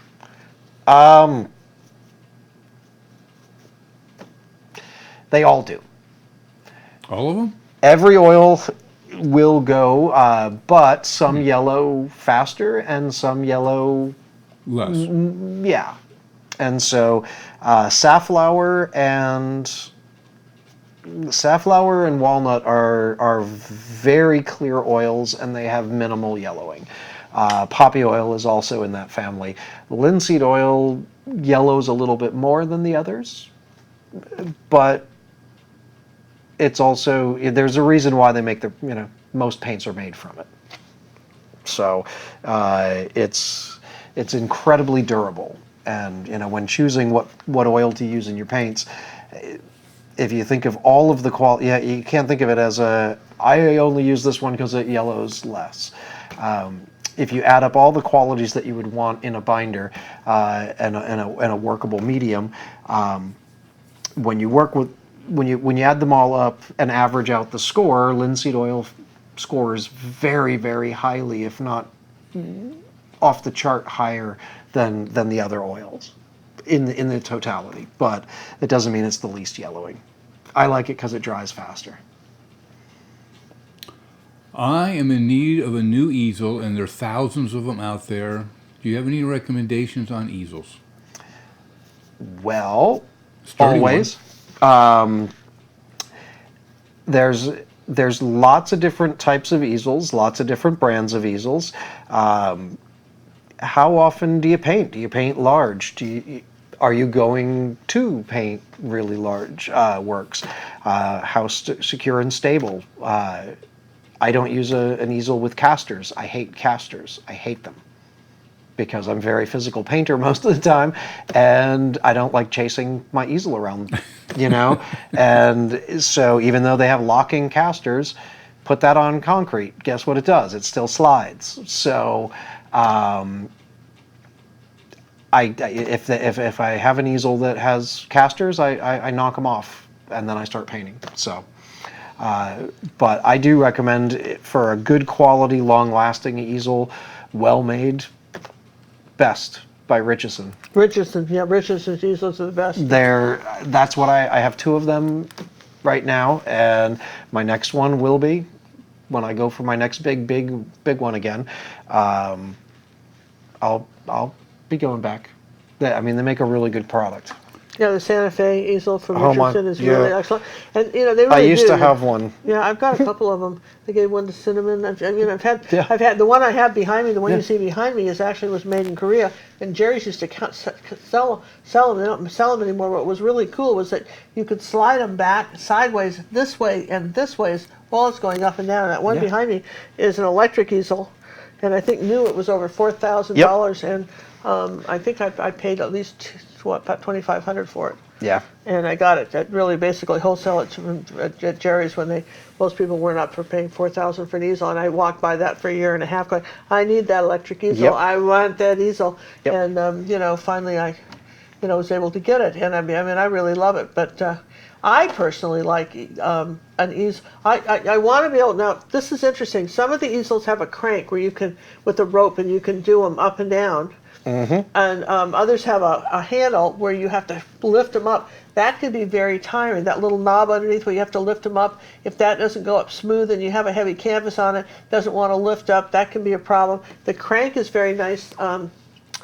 Crank eagle is very nice, and I personally like the casters, but then I don't paint so hard on them. I can lock them and the easel doesn't go anywhere. But then I'm painting on a wood floor. Carpeted floor. Or wood or carpet. I've done it on wood too. It's just not running away from me. But I'm not breaking palette knives either the way you do. Yeah. Well. So he just paints harder. But I just for instance, I like to sit down. I'm one of these people. I don't want my hand. You don't want your hand above your ear, so you need to raise and lower the easel. That's a key thing. If you're looking at an art store, try to get them on sale, but because they do eventually go on sale. You can be kind of think about it, try to get them on sale, but you want to be able to put a canvas on there and physically unlock it. However it goes up and down, it should go up and down easily for you. How's that? Yeah, absolutely. What will go easily for Daniel is not necessarily, if you're a gal and 5 foot tall or 5'4" or something, it may not go as easily up and down for you as it would for, say, you're a big guy. So And the ones with cranks are really handy if you're making minor adjustments. But if you're taking a painting way up and then way down, working on large stuff, I wouldn't recommend the screw crank type, because it'll take you half an hour to move that tray. Well, and even the one with the crank, for me, even the one with the crank where it has the stuff that you could just flop and then go start spinning real fast down. For some reason, I always manage to get those ropes tangled up. Yep. It happens. It happens. I'm not a sock folder, so the ropes get tangled up for me. That was a weekly job of mine at Jerry's, was to untangle the Santa Fe. But okay, so it's not just me. The fun about that one was the convenience of being able to use that crank, but When you're trying to level and when you're trying to move, it's such a well-made easel and that wood is so heavy that it's really difficult once you have a wet painting on there to actually gently raise it and lower it. So what you do is you undo the stoppers and you can let the winch take care of it. And when you get it just about in place, that's when you do the final hand adjustment and lock it up. Yeah, absolutely. Hey, we'd like to thank Nell for a very nice donation, and she says wanted to help out Daniel. Aw, Oh, that is so nice. thank So you. thank you very much, Nell. Daniel, Yes. did you see in the canvas you seem to be able to blend easily and paint without dragging? Daniel did not, but I did. Wait, say On the that big- again? I just, that confused No, me. before because it was all undercoated. Oh, gotcha. Yeah, we sanded them and undercoated them Yeah. before Daniel was here. Yeah, So, these yes. colors were already here. Yeah. So we just, this is Yeah. just. Oh, remember the metal tin can question we had earlier? Yes. That was from Jules. Asked that she sent in an email. She had the 2 questions. Gotcha. The tin can. Okay. Painting on the tin can. Golden makes their GAC products that are good primers for non-porous surfaces. And that's GAC, right? GAC. And I can't remember which number it is. The longer But I'm you go to their website. They have all the they'll GACs have listed. they'll have it all, and they'll have all the explanations of what each one is specialized to do. But from the pragmatic side of things, as I no longer work in an art store, so I'm not trying to make sure you get everything. It's a very useful product. It'll help it hold up a long time. But you just got to think, what am I going to do with it?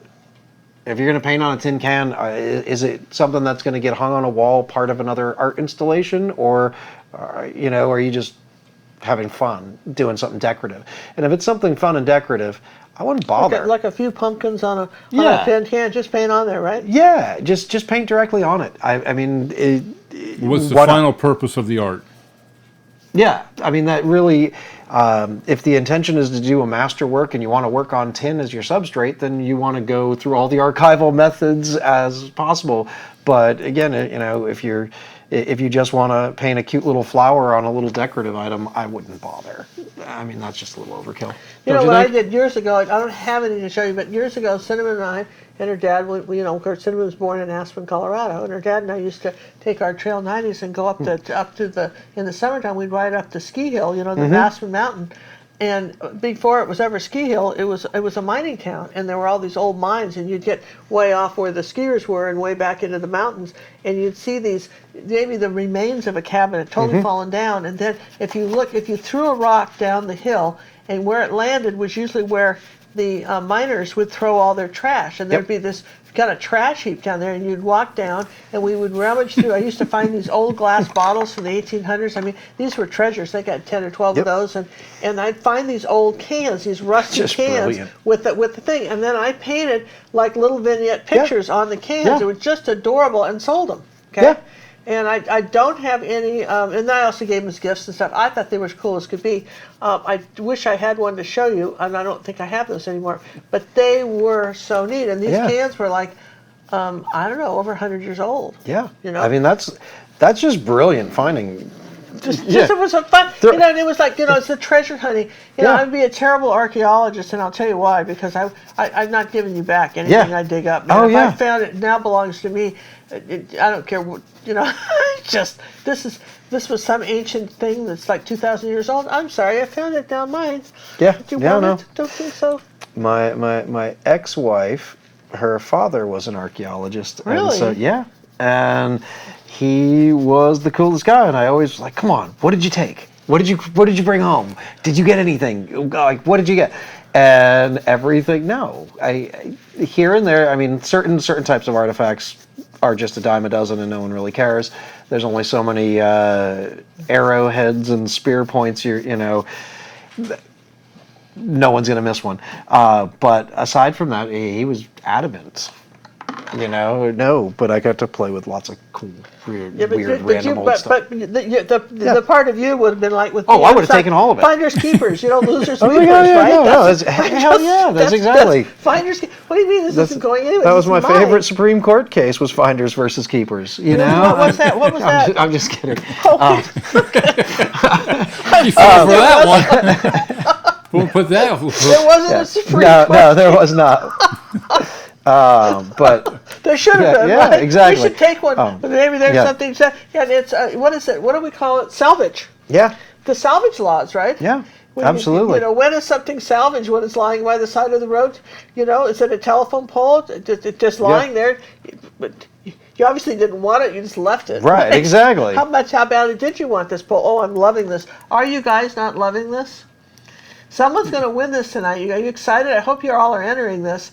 So 255 have already entered. Don't he's a little. He's answering questions, so he has to stop and think. So you have time to enter. If you haven't entered to win this fabulous painting tonight, do so now. Do so now. Let's hear some more questions. I have metal surface like saw blades that have oil paint on it already. Yep. And I'd like to use some acrylics over it. Can I do that? You got to sand off the oil paint. I knew that was going to be the answer. So is there a way that, for instance, if somebody has some oil paint on something, I want to do a little ad right there. I mean, you could use a solvent to take it off. Hand me my tub of towels back there, right? Yeah. I'll tell you what.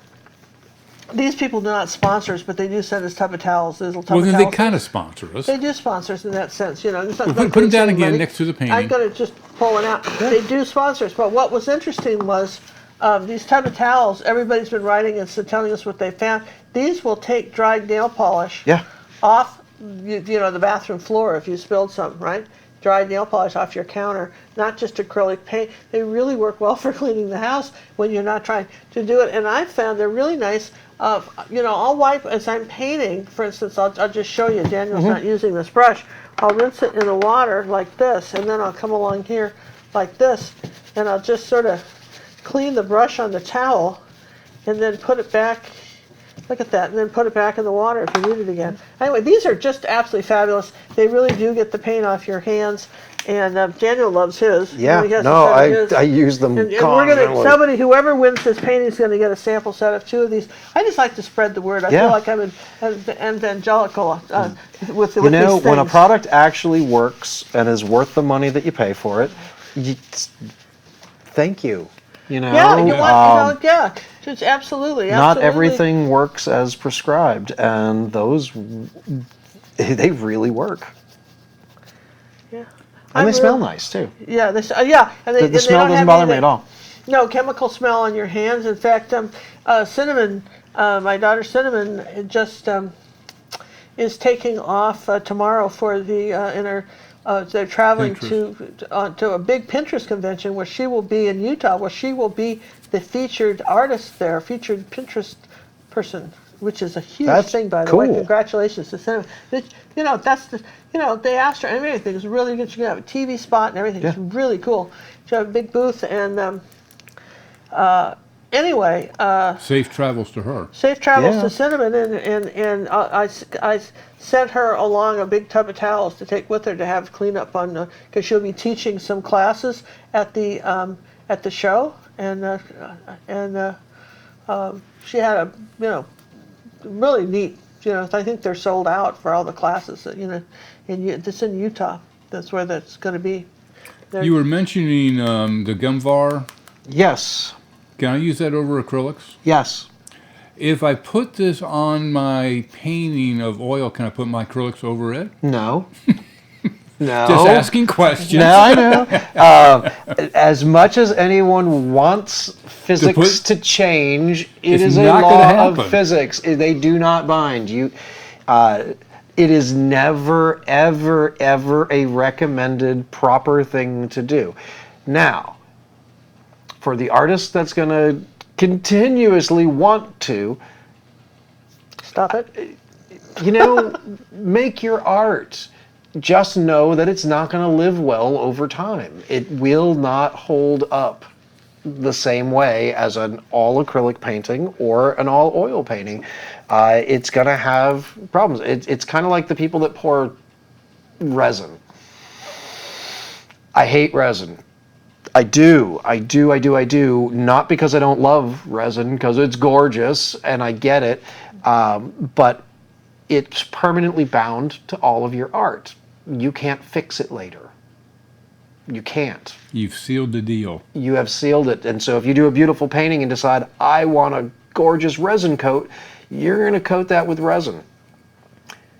Once you've done that, you can't remove your painting from the resin from the painting. It's done. It's over. It's part of the painting. And so if anything bad happens to that resin, which it's known to yellow a bit over time, and every brand is different, and each one has been working really hard to keep it clearer longer.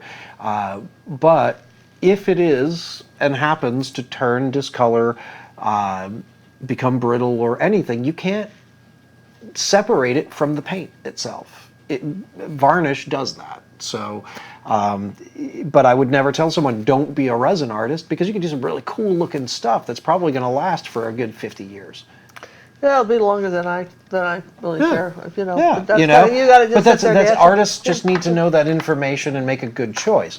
You now know you should never, ever, ever put an acrylic anything outside of a varnish, perhaps. And that's a spirits-based varnish. That's acrylic. You just shouldn't, because it's not going to chemically bind properly, and so it won't last for the centuries, so to speak. Yeah, well, for instance, like take this book, right? This artist handbook, right? All the books that are being published today are published on paper that is no longer archival. You can buy a book that's written in the 1800s and you can still read it, but in 100 years you won't be able to read this book, because it'll just be gone. It better be on my Kindle by then. It'll be gone. You know, good thing we have Kindles. I'm just saying that, you know, not everything's archival, but do people keep reading? You know, people keep writing books and they keep publishing books, because you know that's okay. You know, but I'm just saying that people don't realize that there's a big difference in a lot of stuff that from 100 years ago today. So are we about ready to sign this? Yeah, this looks awesome. I am going to sign it. This looks beautiful. Wow, gorgeous. I would have gone longer, but I actually liked it where it is. I like it where it is too. All right. Hey, I wanted to leave some like of John's work. Would you like the white or the black? You know, I have silver too in there. Let's see. I'll do Do you the guys white. read art magazines, and if so, which ones? Rarely. I rarely read a lot of magazines. I, like many artists, we're influenced by everything we see, and we incorporate it. And yes, I do love to look at other artists' work, but at the same time, too much looking equals too much incorporating. And I find it's just a personal issue that I steal too much. And so I do my best not to let it in. Okay. You know, and it's not a purposeful steal by any stretch. I've never knowingly pulled an idea from another artist, but when you see really awesome stuff and it impacts you, you incorporate it, and it's a fine line. And I just know that I'm particularly susceptible to really cool images, so I try to avoid it. I go to enough art shows, see it live. Oh, wonderful. All right, this is so fantastic. I'm going to bring his painting back over here, the one he did earlier, and we'll just pull these like this and this. How's that? Yeah. So I hope that you guys thought the show was interesting. We're going to draw for this now, and give me the tub of towels, those little samples. Yeah, we're going to, whoever wins this will get a couple packages of our tub of towel samples. And if you already own tub of towels, what you can do is just have these. I have a couple in the glove box in my car, and we take them traveling. These small little packages. They are super. So this was I think a really informative class. So we're going to do a drawing now. Are we closing out of the contest? We're trying to do all kinds of things here. Oh, John's doing all kinds of things, you guys. So, again, if you haven't subscribed to our channel, please do so. And it's really nice when you put your, our look for the playlist with Daniel's videos on it. He's been, I think this is the 5th time he's been a guest. Yeah. So we've got some really great pictures. And it's fun to watch other artists. I think it's fun to watch how art is approached by different people, because no two people have the same handwriting, no two people will approach things the same way, but we all, Daniel and I really are like minds when it comes to color and mixing and all that stuff. I think this is absolutely terrific, by the way. I love this. Yeah. I don't know what it is. I'm always liking my little 6x8s better than all the other ones I do. I don't know. Well, there's something about that. It's that Because it's background. loose and what's that? It's the background. Yeah, well, that's it specifically. I left an awful lot of that background in deference because it was quite good. Very nice. So what you got, John? Daniel, what is your favorite brush for doing clouds? Seeing how you like to do clouds. Okay. What brush were you using? I use a cloud brush. I'm just kidding. There's no such thing. I use whatever brush is in my hand. I don't have a specific preference. I don't have a brand preference. I don't have any of that. But as far as the tip, either a flat. I mean, I do it again. It depends on what I'm feeling. But when I'm working in acrylics, I always use a flat, or excuse me, a bright. And I tend to use lots and lots and lots of brights. So, and depending on the size of the painting, depends on How big the brush? yeah, How big the brush? And usually I'll have one size and then one stepped down or a couple of sizes down. Like tonight, I used these two brushes. That was it. And So, the brand of these, that's it. these are the you have. These are the cheap ones. These you are have awesome. Those were the ones we found on Amazon. They're really inexpensive. Do you have the package? I think I saw it over there. Yeah, This is Behind the my computer. pack, though. Well, we're not giving away the package, John. We're just showing you. open it. We're not opening it. I won't open it. I promise. Nobody's opening it. But this, what did we buy these for? Because these were $6.75 or something. $6.75. I think they're only $10. $10 or something, Yeah. and they're called ADIS Art Pros, and we thought, and then you see there they are. And what's cool about what I liked about these, I like their little round detail brushes. I like the art chipper ones. The detail brush is the best, but for just we tried these guys. I think they were on some sort of super sale. We bought a couple packs, and I'm not unhappy with them. They're a little too soft for me, but they have their uses. And you know what? If you've got some family members that are coming over to paint with you, and you don't want to give them your really good chirper brushes, your really good ruby satins, have a set of these around. Do we have a link on our website to get these? I believe they're in the Pinterest. On our Pinterest board, we have something called Art Products, a board for art products. And Judy Guitar very nicely made some direct links to these if you want to get a set. I mean, I think, for a spare set of brushes, that's great. We all need throwaway brushes. And by throwaway, you don't just use them once and toss. But we all need some reasonably inexpensive brushes that we don't care about, so we can go nuts with them. I mean, brushes are tools, and nobody polishes their hammer. So you got to use it. Hammers are made for hitting things. Brushes are made for putting paint in them and brushing them. And so, you know what we can say about these? We never lost a hair out of these. Yeah. There wasn't one hair loose in these. That says a lot all those brushes and no hairs got loose. For the price, That's I'm huge. telling you. For the first time, I think it was last time I was here, was the first time we got to play with them, and I remembered I liked them. I mean, they're surprisingly good. Yeah, they work, and for a price that low, and that's for artists that are trying to live on a budget.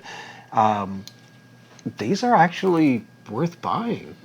Yeah. And because you won't cry when you let it turn into a prison shank because and you had to run to go get the phone and left paint in it and then got distracted. Interesting terminology. You let it turn into a prison shank. That is so funny because I have to tell you that thought would never come. That's not the thought that would come to my mind. That's I wasn't always an artist, No, you know what I mean, though. I do. I just think it's so hilarious. They get so rock hard. You can sharpen them up in the, have some fun in the yard. But yeah, we've all done it. It happens to everybody. Oh, every once in a while, if I have a brush that's not working, I've been known to throw it across the room and go for the next one. Whoop, not working. And if these are, as you know, that inexpensive, I would have a set of these around all the time. And again, they're not paying us. I mean, this is a random ginger find, and I have to say, I'm impressed with it for the price, especially. You can't buy cheap crap brushes. Don't, people always say, like for the same price. I mean, you can't even get really crappy ones for the same price. No, I know. Well, it's a small world, and the thing about it is that with we'll say this, the company will probably love us. We'll tell you about them. A lot of people probably run out and get them because it is a good deal. But then I like to reward people that try to make our lives easier, less expensively. How's that? Just absolutely. throw that plug in. Are we ready for the drawing? No. No. John's and again, working on the drawing. For my friends at Silverbrush, because I have friends at Silverbrush, I still love your brushes, and I don't want anyone to get the wrong impression. Professional grade brushes are absolutely something that we all need to have in our toolbox, but sometimes you need a crappy throwaway brush, and this is not crappy, but it's the price of a throwaway brush. And also, if you're getting, here's the other thing too. Is I'll see this with people. They'll have their kids over, their grandkids over to paint, and they'll give them the worst brush, and then the kids fail, and then they think it's them, and it's not the brush. And so I think this would be a great set of brushes for some kids, for kids too, if you have them over to paint or guess, because they're not going to feel like they're losing. Yeah. No, the response will be, the response is, it's like a paintbrush. It's not like a wire grout brush that they pass off, Here's a question I've been searching for. Can I combine tube watercolors with an acrylic medium to make my own heavy body colors?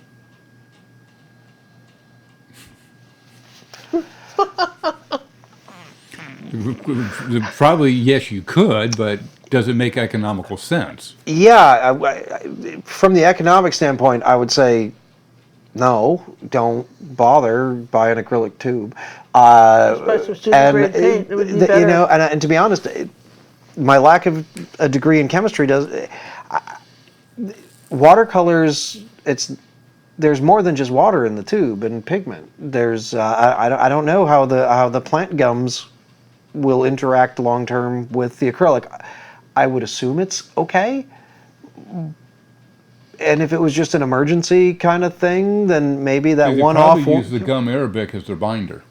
Well, that's exactly it. The gum arabic. I don't know how that works with the acrylic. I don't know how it interacts chemically. Just buy some cheap acrylic. This is dumb. I'm sorry. I got to tell you guys. It may be absolutely fine, but I'm really not sure how long term those two items are compatible, and and then and is there oxgall in it, and how does oxgall work with acrylics? Just because something happens to also be water soluble doesn't mean they're compatible. Good point. Absolutely good point. One time years ago, Cinnamon and I were living in California, and we had this tractor, and a little tiny kind of garden tractor thing, and I decided I wanted it painted. Okay? Yeah. So I went to the hardware store and I got some spray cans with the, paint. It wasn't watercolor, it was paint, right? I mean, I got some different colors of paint. I didn't really read the labels. I just got some paint. It was in a spray can. You've seen those ads? Spray the chair. It sounded good. So I spray it, and then I liked that, and then I was going to spray this other can on it, and then everything all bubbled up. Yep.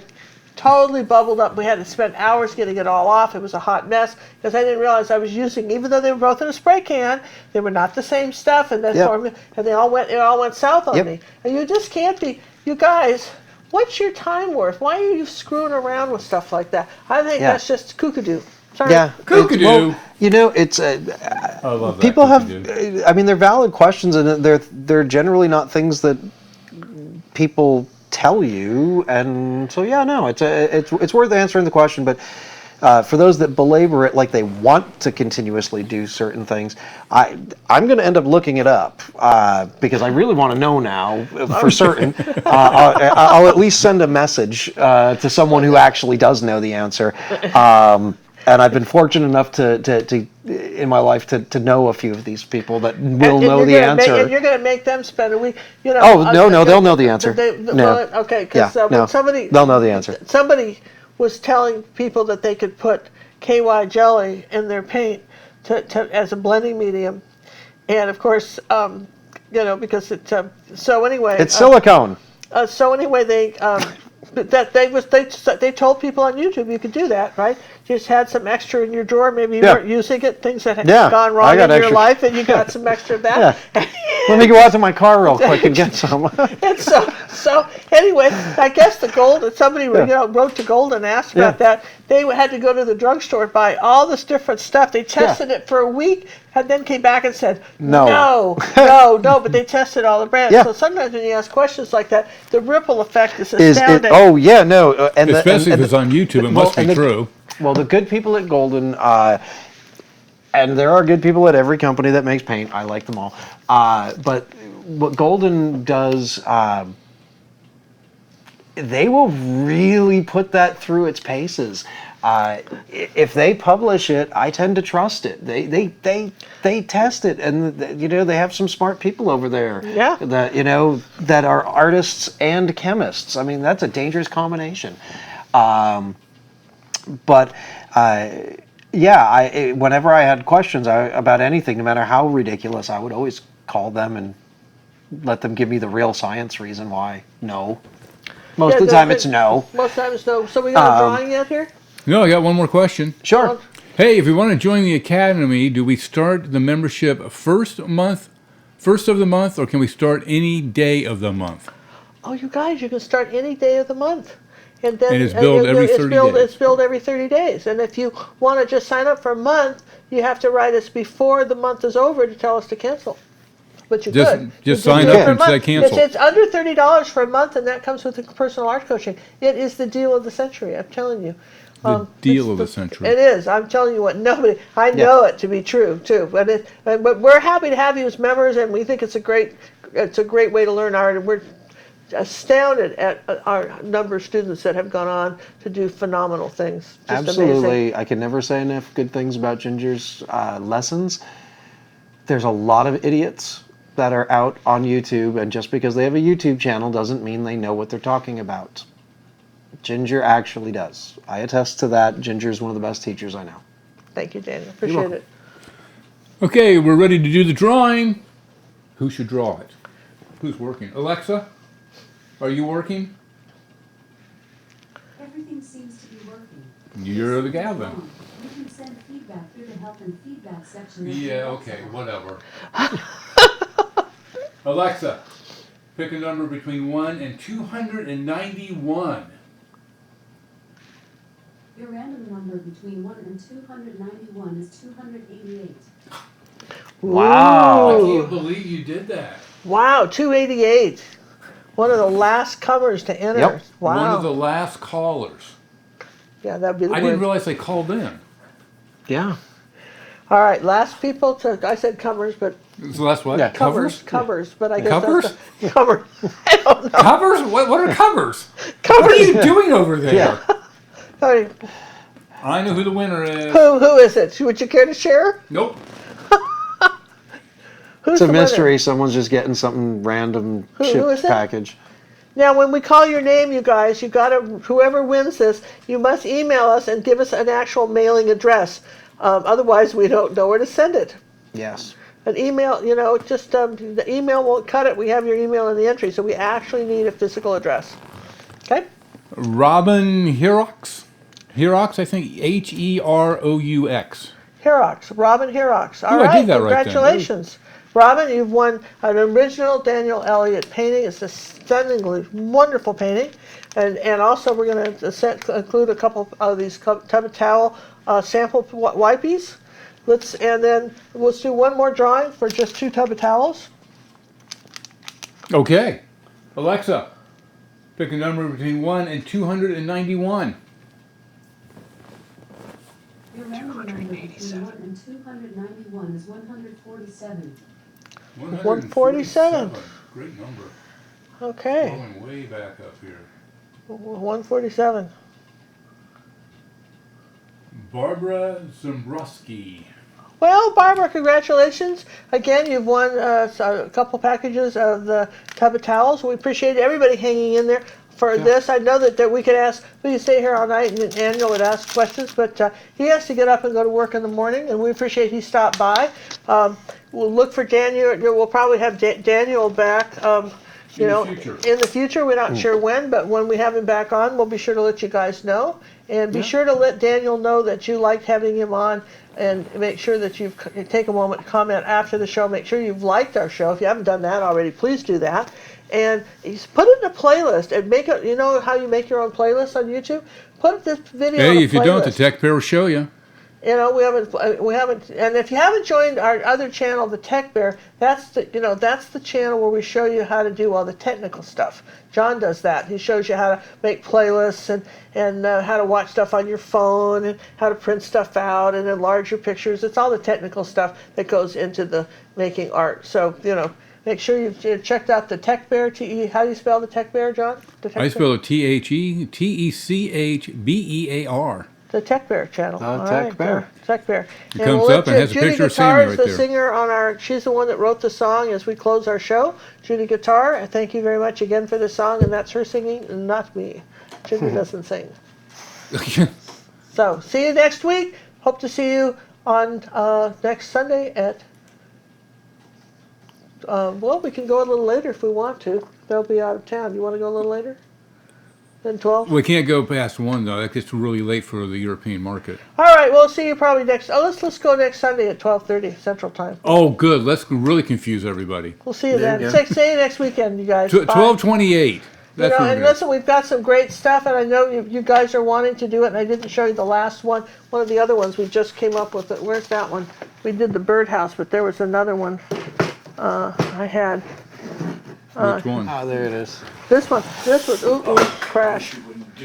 I know. Look at this. This is one of the YouTube lessons coming up in the future, which we're going to be doing soon too. Okay? So we'll see you next week, and we'll do some of these live. How fun is that? You didn't show that one. You at least show that one. What this one? Yeah. Oh yeah, John wants me to show you. Wants me to show you guys this. If you want to join the Academy, this is one of our lessons that's coming up in November for the Art Academy. You can't say everything's in November. It might be You've got like 10 things are going in November. It's between now and the end of the year. This is That's a better way to put it. How's that? We have filmed this, so it's coming up soon. Well, there's like 4 weeks or 4 or 5 weeks in November. We put out one new painting John, a week. you don't need to sleep. Yeah. I've come to that conclusion. Yeah. So, and I love this. Don't you love this? This is France in the 1800s. Bonaparte. Paris. Bonaparte Boulevard in France, and we'll tell you more about the original Old Dad artist that first painted this in the video. Cool. That's a good one. Hey, everybody, thanks for joining us. Daniel, thank you very much for making you're welcome. another wonderful event. And look for Daniel's original painting. They'll be coming up at our auction Soon. Really quick. Really quick. Fast as we can do it. Okay? Fast as we can do it. All right. That's it for us. Sammy and Judy, why don't you take us home, guys?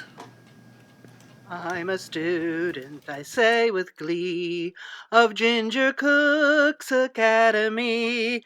Take your time and do not rush. Use ruby satin, silver brush. Don't use black and mix the green. Learn what blend and grayscale mean.